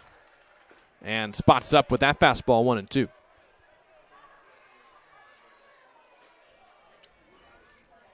Still infield in for the Legends. Everyone but Thompson in on the grass. Or at least even with the outcrop if you're the first baseman, Snitko. 1-2. And Ricken hits a high drive towards left center field. O'Driscoll again can't find it in the lights. Where's it going to bounce? And it bounces near the wall in left center field. Another runs in for the Blues. And it's a double for JT Ricken as the fly balls keep falling. That ball was hammered by Ricken. I thought I had a chance there. I think even if O'Driscoll saw it, he wouldn't have a play on it. This one kicks off the base of the wall. That brings in Adams. And some loud contact coming out of JT Ricken. We talked about earlier, we hit that ground ball in his first at bat of the game. Good stuff's going to come after that. We talked about that ground ball. It neutralizes the bat path, and you see it in action right there with that bomb by Ricken. That one was 95 off the bat, and if I've learned one thing about how the rest of this game might go, hit it in the air, and you might cause some trouble. 0-0, and that's a fastball upstairs. 1 ball and no strikes. Even though it was hit 95, it was hit straight up. So I think if O'Driscoll was able to find it, he would have caught it. But I agree off the bat, when it's hard to see the ball fly with how hard it was hit, I thought it was gone too. As now Cody Darcy fouls it off. It's 1 ball and 1 strike. Surprised it didn't. Wind is blowing out that way too. I think it was just hit straight up or a little too high in the air. Yeah. If it was on a line or hit earlier in the daytime, you're right, that ball could have flown out. 1-1 count on Darcy as the Blues have now taken a 2-run lead in the inning. There's still nobody out. 1-1. And Darcy pops it up on the infield. The pitcher, 10 Bosch, saw it right away, and it's foul out of play. The catcher, Froese, had no idea, and the count moves to 1-2. Yeah, that's when you know it's hard to see. The catcher just stops. Palms are up. But I think if you can't see the ball, it's important to know that you don't just throw the palms up. You make an attempt at it. I had this happen in high school ball. I lost a ball in the sun, and I didn't throw the palms up. You just kind of stick your glove out. It hits off the glove. It can hit off your arm instead of just completely falling, elsewhere, and you have not even a chance at it. At least try to make a play on it. 1-2. And that hit Darcy in the back of the foot. Ricken tried to take off for third. He's going to have to return back to second because the ball is dead as Darcy's hit with a pitch for the second straight at-bat. Cody Darcy has reached in all 4 of his plate appearances. I'm just going to say that on-base percentage going off today for Darcy. Well, here's a guy that can hit a fly ball, and he can hit a deep one too. Zach Tollerman's got a lot of power. We haven't seen him find, I don't think, his A swing yet, where he's lining balls into the gap, hitting balls over the head of the outfielder. But it's coming with the way that he swings it in batting practice. Ricken takes off for third. The throw's inside. They're going to try and get the tail runner at second, and now they've got Darcy caught up in a rundown. They chase him back to first, and they let him slide back in. So it's a stolen base for Ricken, and that's basically the way it works out. Yeah, pretty much. The runners are at first and third now. Tollerman's still up there, and still no outs here for Menlo. And the pitch was a ball as well, so a 1-0 count on Tollerman. Craziness here at Sinsheimer. It's 12-10. Pick to first, and Darcy's back in. Tollerman today is 0 for 1, but he has walked twice. Team leading 11 walks so far this season. 1-0. That's a little bit outside, 2-0. A walk would load the bases for Jake Bold, the catcher, who himself has walked twice.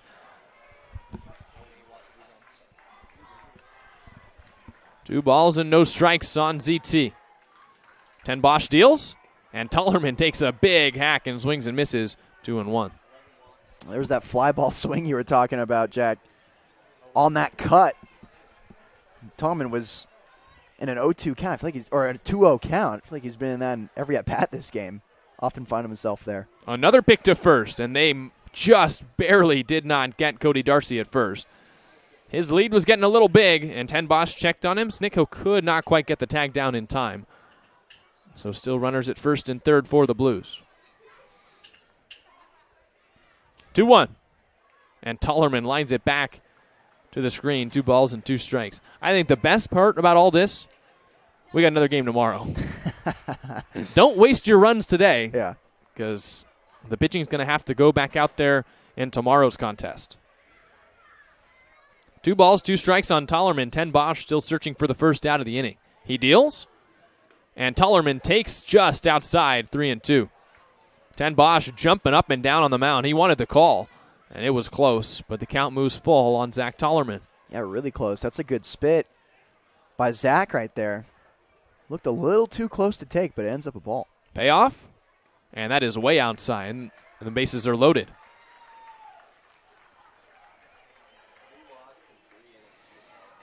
Tollerman has walked now 3 times combined in each of the last 3 innings. Yeah, and he's just padding the team leading walks. There is no chance he does not also lead the league. He probably with 12 does. I shouldn't walks even now. have corrected myself. Probably does. Here's Jake Bold as Ten Bosch is back in the windup, and Bold fouls it off. 0-1. Yeah, that's a big old cut. You know the kid wants to get to hacking. He's got 2 walks today himself.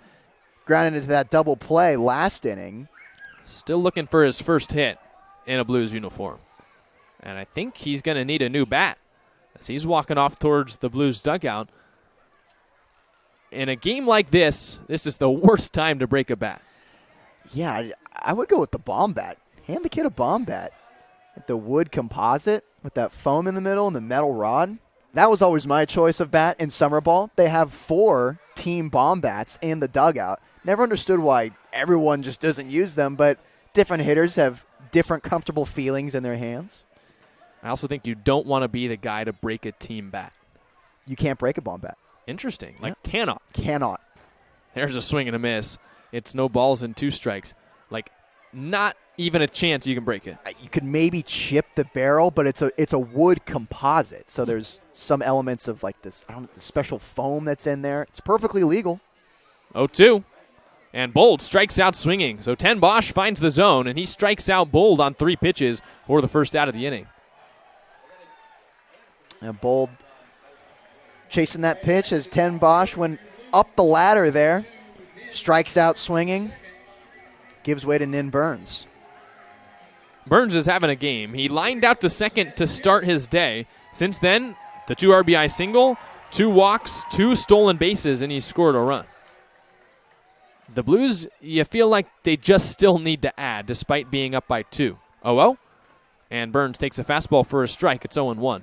With the way that the Legends have bounced back every time that the Blues have scored, 2 runs does not feel like enough whatsoever. Yeah, we've learned that no lead is safe. Burns takes another fastball, similar spot, but outside. It's 1 ball and 1 strike. And with the chances that you could get a fly ball out, but it would drop with the way that the light is in this game, you're definitely not safe as Burns swings and misses. And it's 1 ball and 2 strikes. Looks like he wanted a fly ball there on that swing. Hands went down as the weight progressed into that front left foot. And it caused a big old hack out of Burns that caused him a miss. 1-2. That is outside. 2 balls and 2 strikes as Froese able to get the glove on it to keep it in front. Outfield, you can see right now, playing Burns to pull as the center fielder O'Driscoll is slightly into that left center gap. Ten Bosch into his windup. He deals. And Burns flies it out of play down the first base line. All right, guys, that's out in the park. Track it down, but please be careful. Ten Bosch looking for a strikeout or a ground ball double play. The thing with Burns is he's pretty hard to double up. Here's the 2-2. And that is high and out. 3 balls and 2 strikes. A walk would bring in another run and bring Jacob Ruley up to the dish.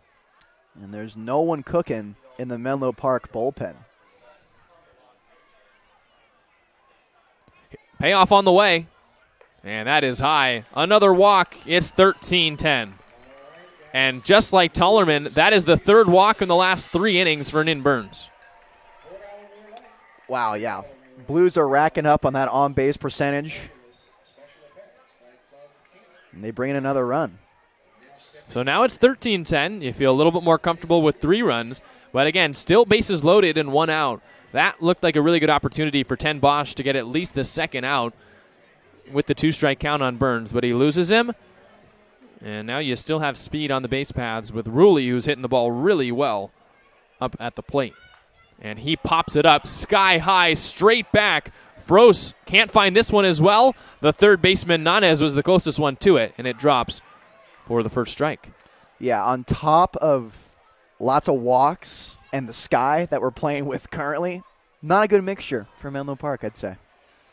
Well, eventually the Blues are going to have to get back out on defense, and they're going to have to deal with all this as well. I think you just look in the bullpen, pick your best ground ball pitcher, and go from there. With a count 0-1 on Jacob Ruley, trying to really open this one up for the Blues. Bosch from the windup deals. And Ruley pops it up. This one's in fair territory. It's the first baseman, Snitko, who's able to find this one in the lights. Infield fly rule either way for the second out. You got Hammond in the San Luis Obispo bullpen just trying to stay warm for this long inning. That's a big out for Ten Bosch. 2 unproductive outs, the strikeout of Bold and the pop-up by Ruley. And now Ibarra, who was kind of picked apart in his last at-bat and struck out on 3 pitches against Ten Bosch, now comes up with the bases loaded. Oh well, and that's upstairs, 1 ball and no strikes. Ibarra trying to find the swing that helped him have his game of the summer against the Solano Mudcats, where he went 3 for 4 with 2 walks. 1-0. That's inside, 2 balls and no strikes.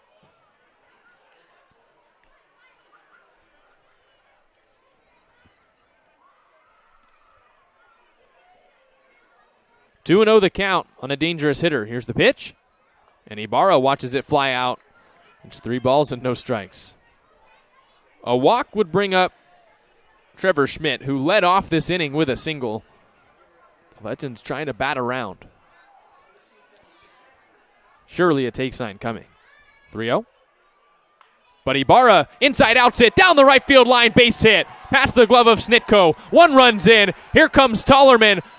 Nin Burns gets the stop sign at third, but the throw gets away. He's coming home. The Blues score 3 times. It's 16-10. That's how you bust it open, folks. Ibarra hacking 3-0. I was with you on that take sign. But he hits a soft single into right field, finds a hole, and clears the bases. I guess when you've walked so many times, you swing at the fastball when you see it, and that might have been the dagger for the Blues, who now lead by 6 as Ten Bosch has the ball taken away from him. With 2 outs in the bottom of the 6th, the Legends are opening the bullpen back up. We're taking a break here on the SLO Blues streaming network. It's 16-10 San Luis Obispo.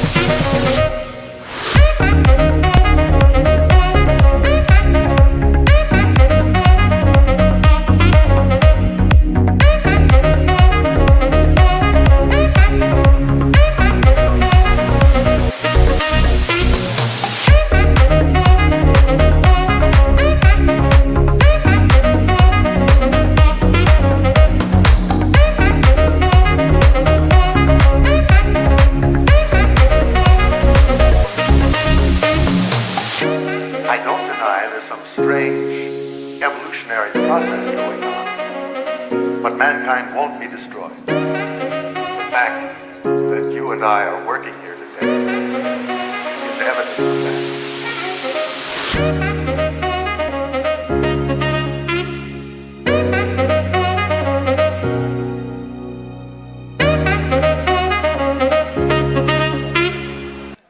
Well, the Blues have cracked it open here in the bottom of the sixth, and they're still not done. It's Patrick Dixon, the right-hander and the second-year legend that's into the game. The sophomore from Lakeland University is in with a runner at third and 2 outs to face Trevor Schmidt. And we are back to the spot where this inning started, where Schmidt started off the inning with a single, and the Blues are bringing him up for the second time as they've scored 6 runs here in the bottom of the sixth to take a 6-run lead. Dixon readies and deals. And Schmidt checks his swing, fouls it out of play. Full swing, it's a double. All he has to do is hit a pop-up, and maybe it would be a triple from what we've seen in this inning. Dixon, the righty, looks in for his sign with Corbin Ibarra at third after his double. Schmidt lines it into center. This one might be too low to be a hit, and O'Driscoll is able to make the catch. He found that one, and we head to the top of the 7th inning with the Blues leading by 6.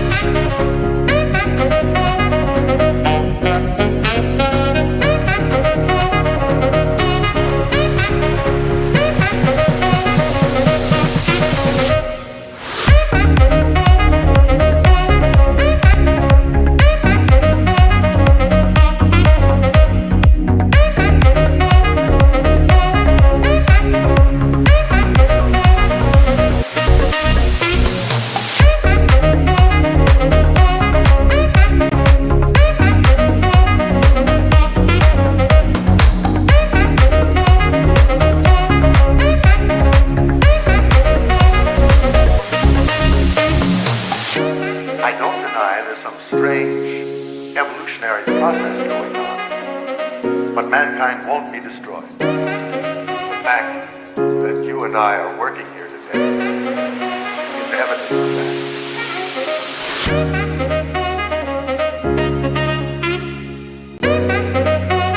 that. Have you seen enough runs yet? It's 16-10, San Luis Obispo. We're just through 6 innings here at Sinsheimer Stadium. We've officially passed the 3-hour mark. And what more could you want? Runs and Thursday night baseball here at Sinsheimer Stadium. Hunter Hammond back on the mound for the Blues. It's Nanez Felsch, and then back to the top of the order for O'Driscoll due up. As that misses inside from Hammond on the fastball. It is 1 ball and no strikes. Hammond back into the windup. He kicks and deals. And misses all the way to the backstop with that fastball. It's 2 balls and no strikes.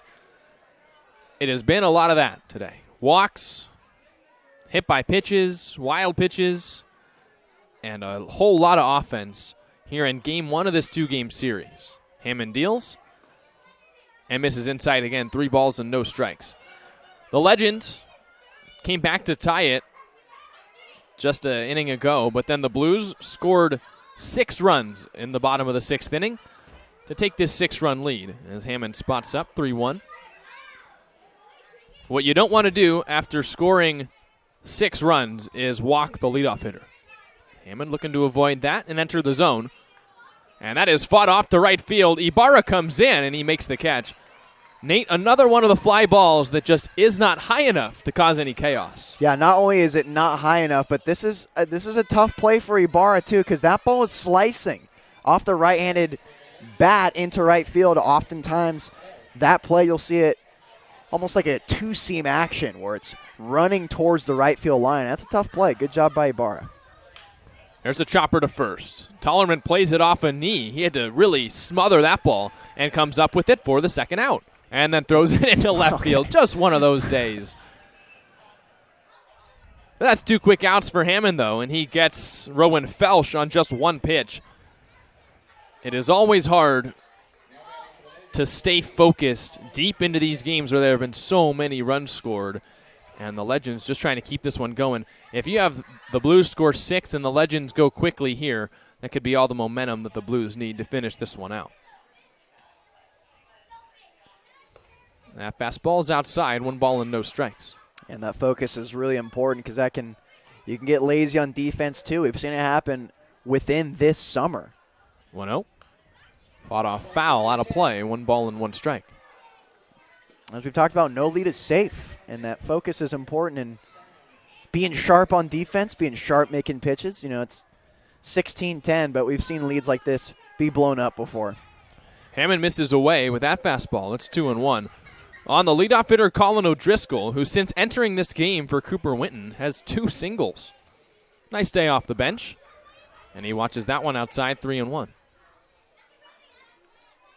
Sometimes all it takes is a walk to start the rally. You've seen that even tonight. Hammond into his windup. He kicks and fires. And misses outside again. That's a 2-out walk for O'Driscoll, and he's aboard. And up comes Noah Zertucci. Pretty nice day off the bench. You come in, you have 3 plate appearances, and you're on all 3 times. Yeah, definitely the production the coaches over at Menlo Park were looking for with O'Driscoll after Winton took that blow out in right center field on that ball by Ruley. Hammond deals from the stretch and misses way outside to Zertucci. It's 1 ball and no strikes. Zertucci also has 2 singles his last time up. It feels like everyone in this Legends order has at least 1 hit. They've got 12 as a team. They have 10 runs, but they still trail by 6. Zertucci flies that one foul down the left field line. It's out of play, 1-1.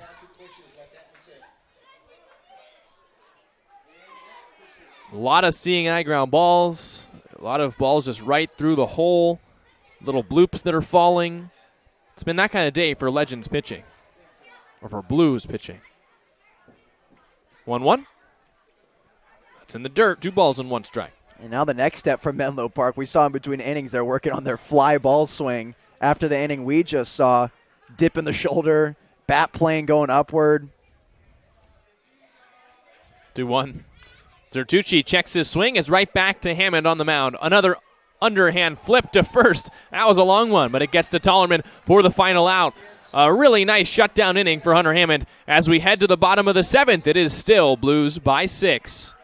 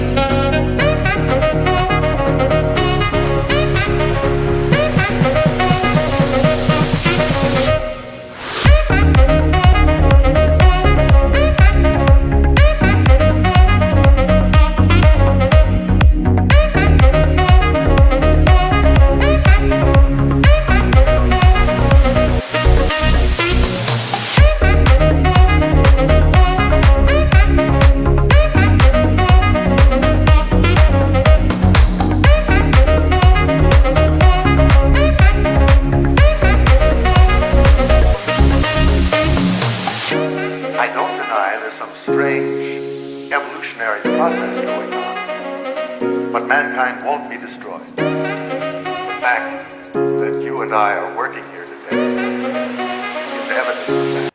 TJ Adams due up after the scoreless frame put up by Hunter Hammond. It's Adams, Ricken, and Darcy as the Blues lead it by 6 here at Sinsheimer Stadium. Patrick Dixon still on the mound for the Legends in this 6-run game.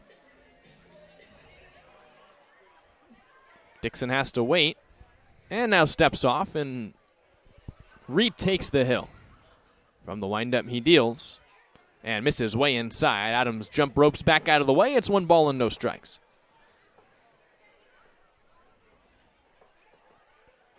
Adams has a walk and a triple his last 2 times up, and he scored 2 runs. As Dixon comes home, spots up with that sinker on the outside corner, 1 ball and 1 strike.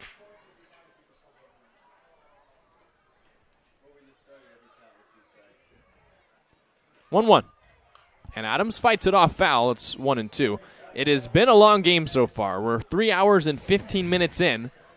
Feels like we need a pitch clock here at the CCL level. With the way the MLB games are going,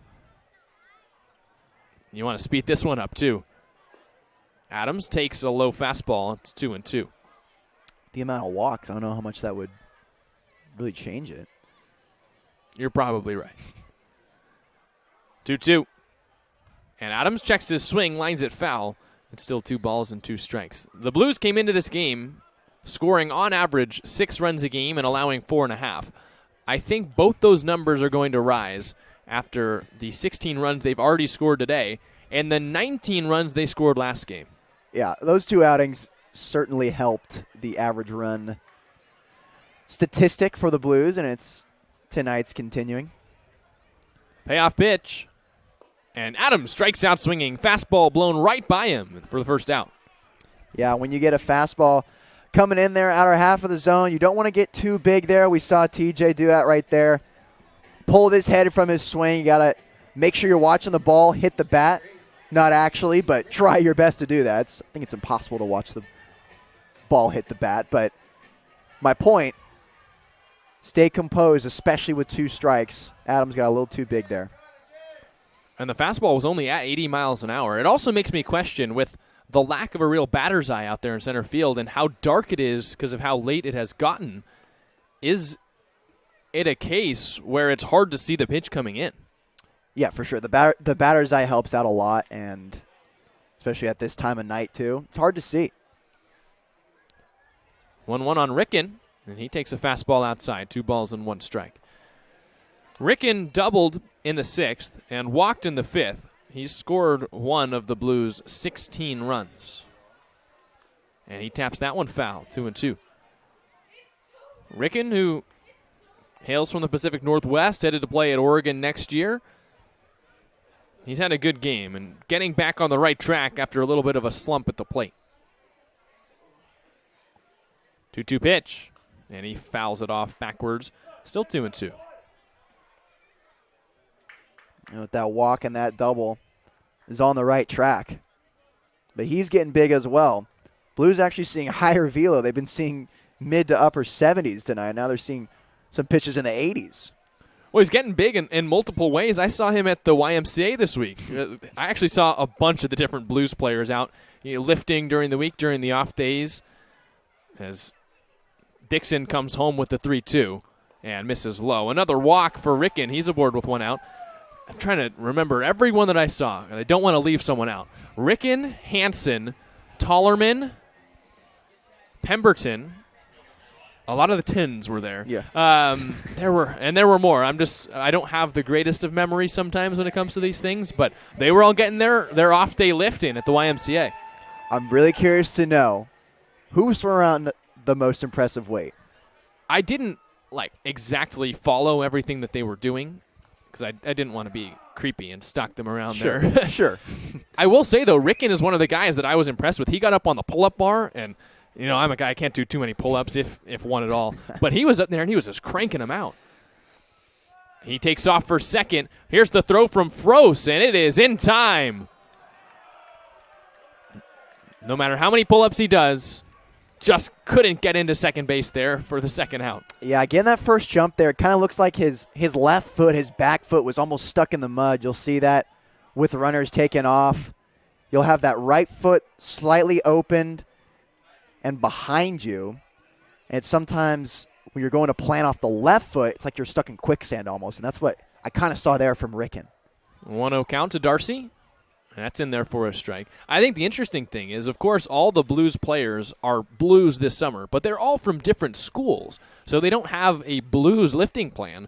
The colleges that they're from send them to the summer with a plan that they want them to do to try and either, gain weight, get their bodies into the shape that the coaches want over the offseason. So everyone, though they're there at the gym at relatively the same time, they're all doing different things. As that is outside, and Darcy draws a walk with 2 outs, so another runner aboard for the Blues. And that's why I was curious to see if you were going to say Ricken, because talked with him in pregame, and he sort of talked about the University of Oregon that they were wanting him to add mass. And I was curious to see how much weight he was throwing around since that was his plan as a Duck. I'll have to keep a keen eye and look at the numbers on the weights, but Ricken definitely one that impressed me, and they were all, of course, getting good work in. And for a lot of these guys, it's sometimes the easiest thing to go do on an off day, and the most enjoyable for these guys that, the baseball season can be so grueling that when you have time to go lift and work on your physique during the off season, you got a little bit more time. You can enjoy it a bit more. Yeah, absolutely. You can just roll into the YMCA too. It's great. It's a good setup for the Blues players here. The YMCA is right next here to Sinsheimer. You kind of just live in your own little circle. 0-1 count, and Tollerman grounds it towards short. Thompson has it on the forehand. He throws to second, and it's wide of the second baseman, Zertucci. Heading to third is Darcy. Tollerman back to the bag at first. Runners at the corners with 2 outs. Yeah, that's a throw. Needs to be made by Thompson there. He just rushed it a little bit, and he knows it. That's a play he can make. He's hitting himself on that one. But you're out of the inning if you can make that throw. He might have had a better chance of getting Tollerman at first, but he opted to try and make the play at second base. But the Blues have 2 more base runners, and Jake Bold still coming up, looking for his first Blues hit. And a hit would bring in another run and extend this lead for the Blues. I also, correct me if I'm wrong, think it's probably more fun to lift when you don't have a strength and conditioning coach breathing down your neck at your college. See, I had a good one at Towson University. Amit Vora, shout out to him. But certainly at other schools, I've heard fellow players talk about that as well. Nothing better for these guys than getting a lift in with the boys on the off day. And they told me they had practice as well. So they're right around this area for most of the day. As Bold flies that one out of play, 1-1. Yeah, it's good they can get that work. That's what I mean, like the proximity of everything. You can pump some iron at YMCA, take a few steps, and you're at Sinsheimer. You can take some batting practice, some ground balls. It's a good setup. 1 ball, 1 strike on Bold, trying to join the hit party. As Dixon deals a little bit too high, 2 balls and 1 strike. It's Darcy at third, Tollerman at first in this 6-run game where the Blues have a lead. Dixon readies up from the stretch. Front foot a little bit offset of that back foot. Down Broadway, and Bold swings and misses. Bold a little bit too big in his swing right now. Needs to shorten up with 2 strikes, try and put something in play. Yeah, that's what we're seeing with a lot of the Blues hitters right now. 2-2 the count. Here's the pitch. And it's outside. 3 balls and 2 strikes. A walk would load the bases for Nin Burns. How many times have we said that today? I feel like that the muscle memory of saying those words has happened a lot. Tollerman will take off from first. Here's the payoff. And Bold laces it into right field, base hit. It bounces right in front of Felsch, the right fielder. Tollerman's heading for third. The shortstop, Thompson, cuts off his own second baseman. And the Blues go station to station. Still runners at first and third. Another run in. Bold joins the hit parade and collects his first as a Blue, and we're almost out of smoke for Blues score, you score. The carbon dioxide, or CO2, carbon dioxide tanks are going to need some refilling tomorrow. Well, the Blues lead it now 17-10, and here's Nin Burns. First hit for Jake Bold as a Blue here in the summer. And it extends this Blues lead to 7. Dixon picks to first, and they did not get Bold. Just barely missed him as Bold was able to slip the hand in there under the tag of Snitko.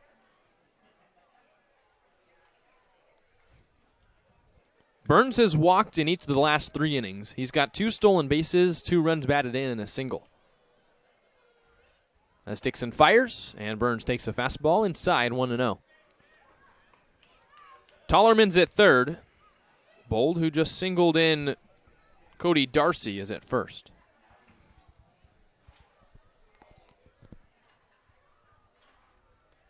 And that 1-0 fastball's in there for a strike. 1 ball and 1 strike.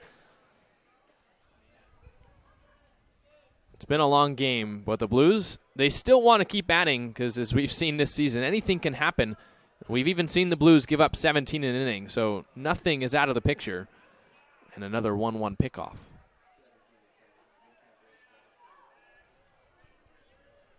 Burns all CCAA honorable mention this year for the way he played at Cal Poly Pomona. Hit leadoff for the Broncos, hitting leadoff in every game for the Blues this summer. And he bends back out of the way of that fastball, 2-1. Jake Bold tending to, looks like that left ankle there. He's hobbling.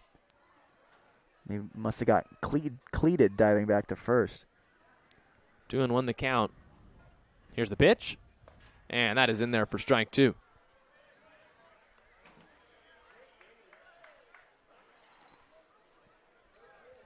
Burns at Cal Poly Pomona, .317 hitter. Hit 5 home runs, had 28 runs batted in. 2-2. That's outside, 3 balls and 2 strikes. For a leadoff hitter, 28 runs batted in. That's a good number. Because a lot of the time you're coming up without anyone on. Yeah, he hit for some slug there at Pomona. You know, slugging .506. You'll take that from your leadoff man. For sure. 3-2, runner on the move, and Burns takes up high. The entire infield for the Legends was running off the field, but it's a walk to in Burns, and the bases are loaded. And we might be getting another pitching change. Nick White asking for time to walk out, and he's coming in. Patrick Dixon looks to be coming out here in a 7-run game. We're going to step away.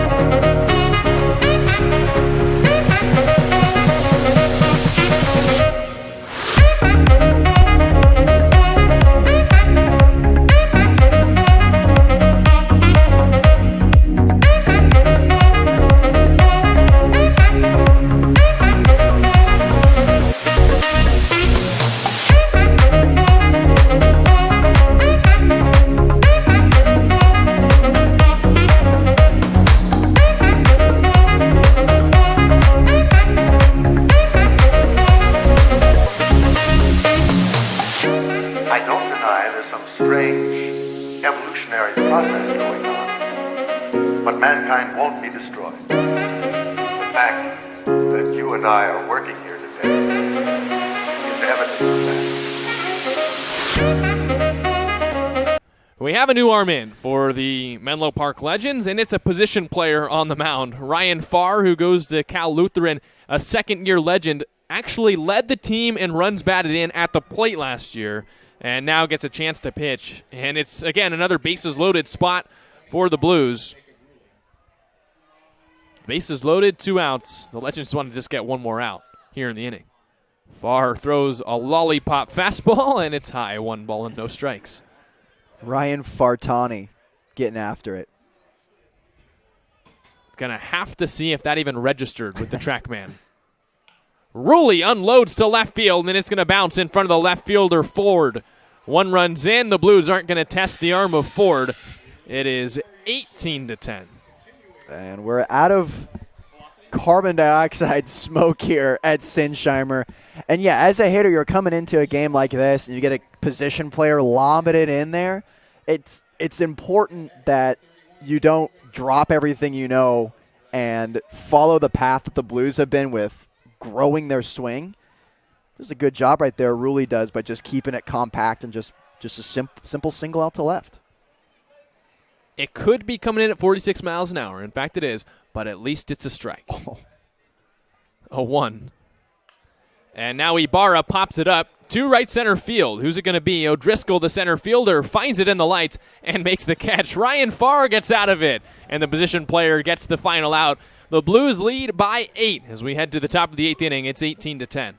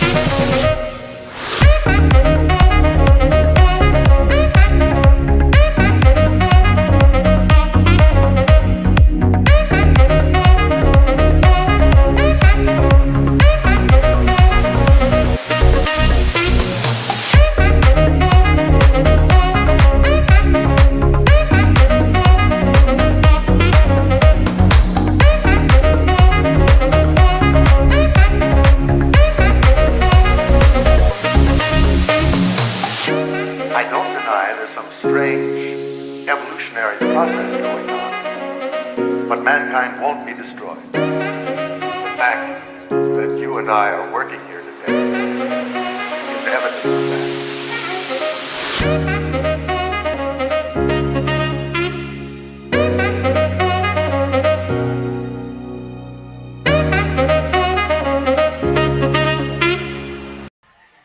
It's 18-10. Yes, you read that right here at Sinsheimer Stadium as the Blues lead by a total of 8 runs. Hunter Hammond is back out for San Luis Obispo with Nick Thompson, Riley Ford, and Jacob Froese coming to the dish for the Menlo Park Legends. Stepping in now for the Legends, number 2, Nicholas Thompson. Nick Thompson is 0 for 3, but he did walk and score in the first. As Hammond deals a strike, it's no balls and 1 strike. 0-1.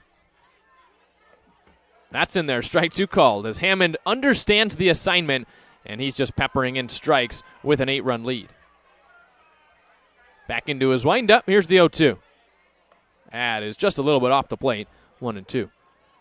Well, Nate Mills is gone, which means I've got no one to talk to for at least the next inning and a half, unless this thing miraculously goes 2 full more innings to the bottom of the 9th. 1-2. That's fouled out of play. We've had so many runs that a lot of the talking points are gone. But the fans are still here at Sinsheimer Stadium. They just did the Footloose Frenzy on the field. Everyone's having fun with the Blues up by 8 as Hammond misses low. 2 balls and 2 strikes.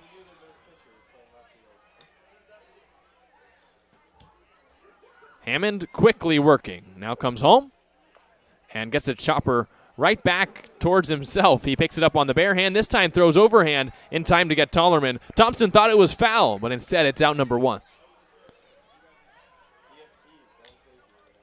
Hunter Hammond has generated a lot of those 1-3 ground downs.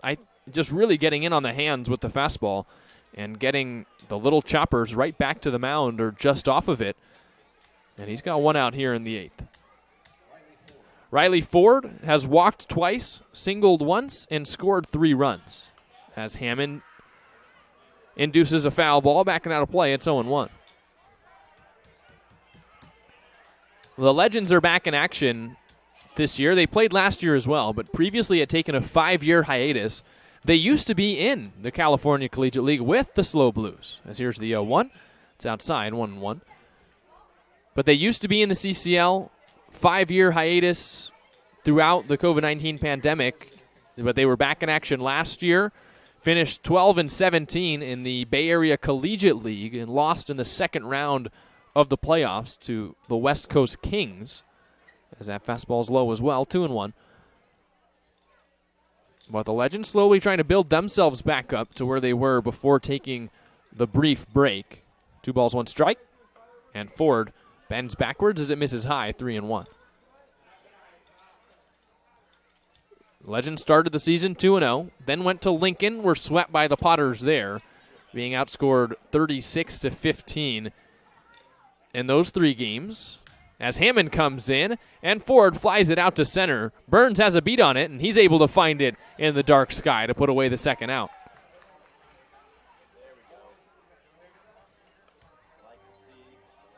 Quick outs for Hammond, as he knows exactly what he needs to do with an 8-run lead. But the Legends, of course, used to be playing with the Blues in the CCL, and this is the first matchup between these two teams since the Legends were reinstated last year to the college summer baseball landscape. That's a strike.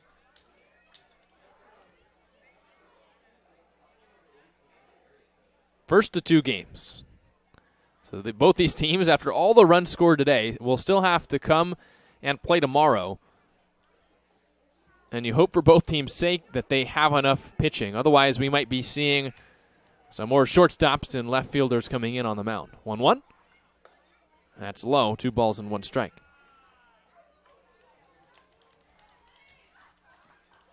The Legends did have a successful season by season's end in the BACL last year, though. They were only 11-16 in league play in the regular season, as that's a base hit up the middle off the bat of Jacob Frost. He's got his first hit of the day. 11-16 in the regular season in the BACL. That was good enough to make the playoffs, but they were just the 6th seed, which means they had to play at home against the Bay Area Bombers, who were the 3 seed. But the Legends kind of jumped all over them at the beginning of that game and ended up with the round 1 upset of the Bombers. They'd eventually go on to lose the next round, but for coming back in just the first season after 5 years off, it's a successful year for the Legends. Chopper to short as Darcy underhands to Rulli to end the inning. We head to the bottom of the 8th. It's still Legends by 8.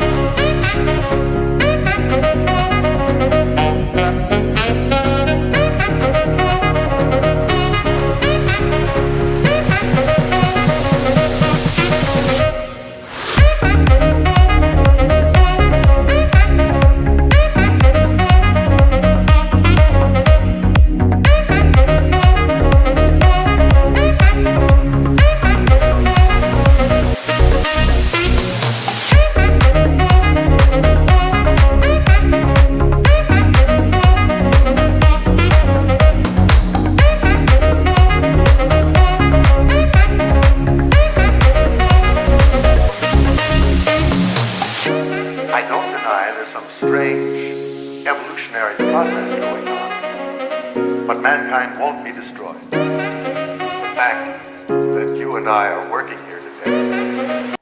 Bottom of the 8th, and it's 18-10. Your San Luis Obispo Blues with the lead. It's been a long one here at Sinsheimer Stadium, reaching the 3-hour and 45-minute mark on this marathon game in which there have been 28 runs scored, over 20 hits as Trevor Schmidt adds another one. The Blues now have 10 hits as he gets a hit off a position player, and there's a runner aboard here in the 8th. The Blues just don't stop hitting, and when they're not hitting, they're walking. When they're not walking, they're hitting. They just always seem to have traffic on the base paths as TJ Adams comes up now. We mentioned last inning Ryan Farr, as you can tell, I believe by the velocity, not a normal pitcher. Adams flies that one down the first base line out of play. It's 1 ball and no strikes. The good thing about Farr, at least through 2 pitches in this inning, he is filling up the zone with strikes.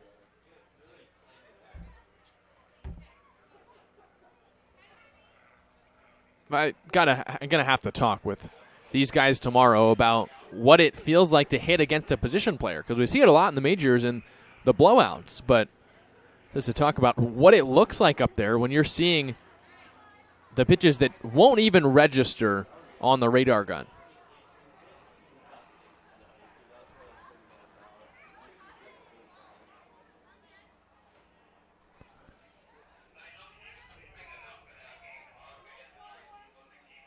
Adams swings 1-1 and golfs it straight up. The shortstop Thompson is out in deep center field, and he makes the catch for the out. And Adams is retired, not happy with himself as he couldn't get a hit for the first out. Farr this past season played at Cal Lutheran on the infield, 37 at-bats, hit .243 with an on-base percentage of .378. 2 extra base hits. Both of them were triples at Cal Lu. And there he blazes it in there. That had to be 110 miles an hour for a strike. Absolutely froze JT Ricken as Ryan Farr is having a little bit of fun on the mound. 0-1. Another lob. And Ricken grounds it to third. This could be 2. The throw to second is not in time because the third baseman Nanez booted it. And now there's runners at first and second.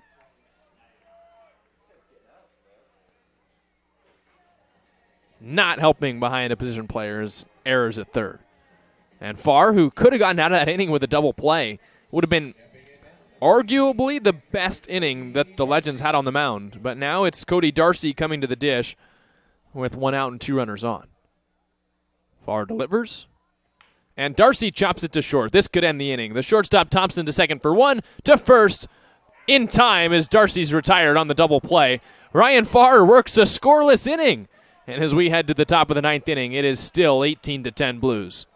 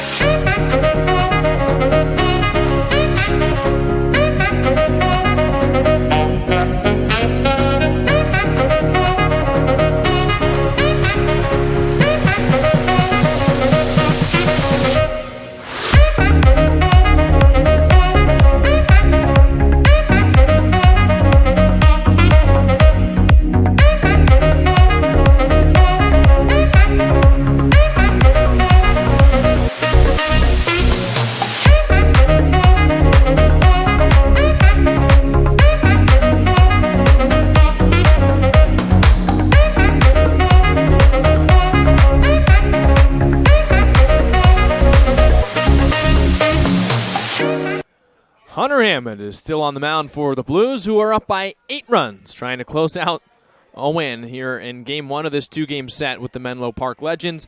He will face Jackson Snitko, Antonio Nanez, and Rowan Felsch, the bottom 3 hitters in this Legend order. And Hammond misses high with a fastball. It's 1-0.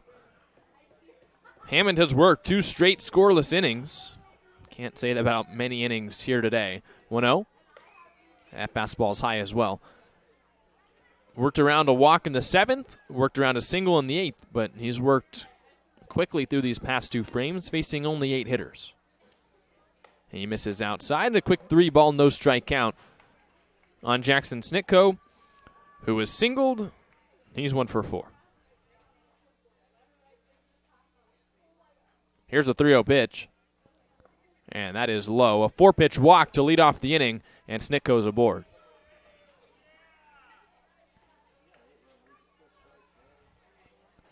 No position player for the Blues. They're sticking it out with Hammond. The Blues have gone completely with high school players in today's game. It was Penato to start, Plaza, who worked a couple frames, and now it's Hunter Hammond, who's taking the Blues all the way down the stretch of this one. Antonio Nanez at the dish, 2 singles, a walk, and he scored 2 runs. Hammond delivers, and Nanez watches that breaking ball in the dirt. 1 ball and 1 strike. The Blues well on their way to winning their 3rd straight game for the first time this year. As Nanez fights it off foul, 1 ball and 2 strikes. The Blues won the last 2 games in the series last weekend against the Mudcats to take their first 3-game set of the year, and now have an 8-run lead here in Game 1 of this 2-game set. There's a line drive to right field. It falls in for a base hit. Ibarra comes up with it and makes a soft toss into the infield. 2 straight base runners for the Legends, who are mounting a rally here down by 8 in the 9th. With the way that today's game has gone, an 8-run rally in the 9th is absolutely not out of the question. And I won't believe anything I see until the Blues get 3 outs. As that misses inside.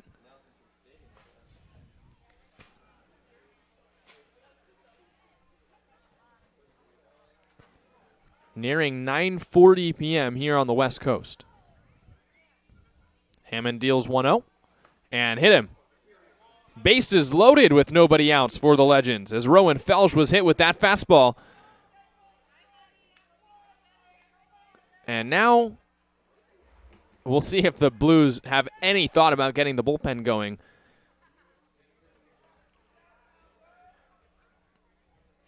You just can't make up the way that this game has gone.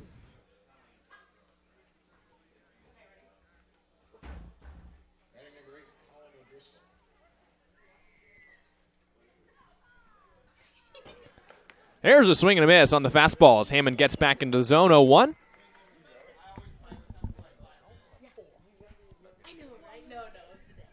Here's the 0-1 from Hammond. And that's a swing and a miss by O'Driscoll, the center fielder. All O'Driscoll has done since coming into this game is single twice and walk once. He scored 2 runs. 0-2. And he bends back out of the way of that fastball. It's 1-2.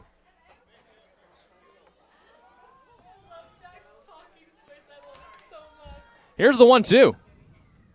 Swing and a miss. He struck him out. And there's the first out here in the 9th inning. So Hunter Hammond gets back into the strike zone and gets a strikeout to start the first out here in the 9th. And the Blues are just 2 outs away.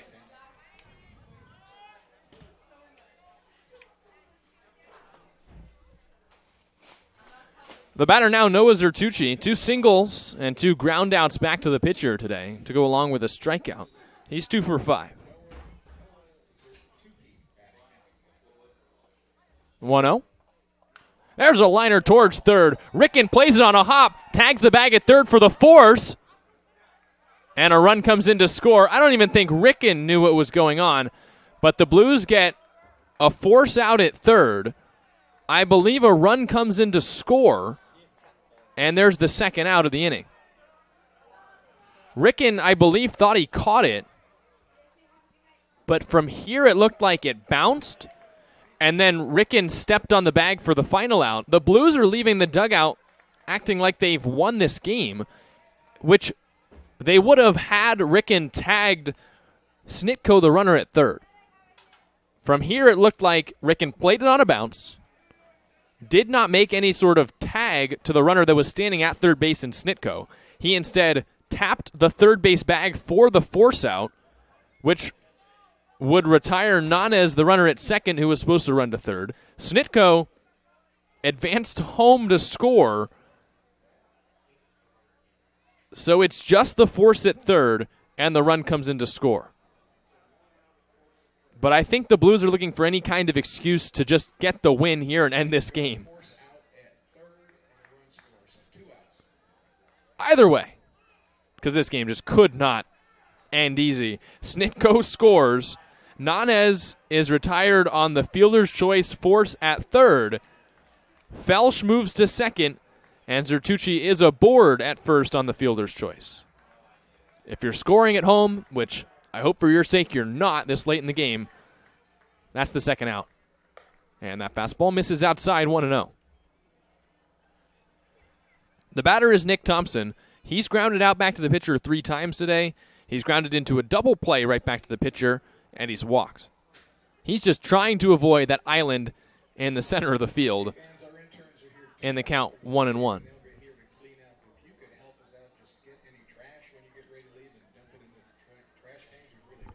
What? 1-1, and fought off foul. It's 1 ball and 2 strikes. Hammond's 1 strike away from getting the Blues through this marathon game, nearing 3 hours and 50 minutes, and the fans that are still here rise to their feet. 1-2. He struck him out swinging, and the Blues win it by 7. That's the final. It's 18-11, and we got to be back here tomorrow as the Blues go for a 2-game series sweep of the Menlo Park Legends. Their game summary: there were a lot of hits, a lot of walks, and a lot of runs, but the Blues had more than the Legends did, so they get the win. It's 18-11, the final. Go to sleep. It's late here on the West Coast. Thank you so much for tuning in to the SLO Blues streaming network. The Blues get their 3rd straight win, and they are now 6-2. The Legends fall to 3-5, and we'll see you back here tomorrow. For my partner, Nate Mills, for all of our statistics people and interns here in the press box, I'm Jack Smith saying thank you so much for tuning into this ball game as the Blues win it by 7.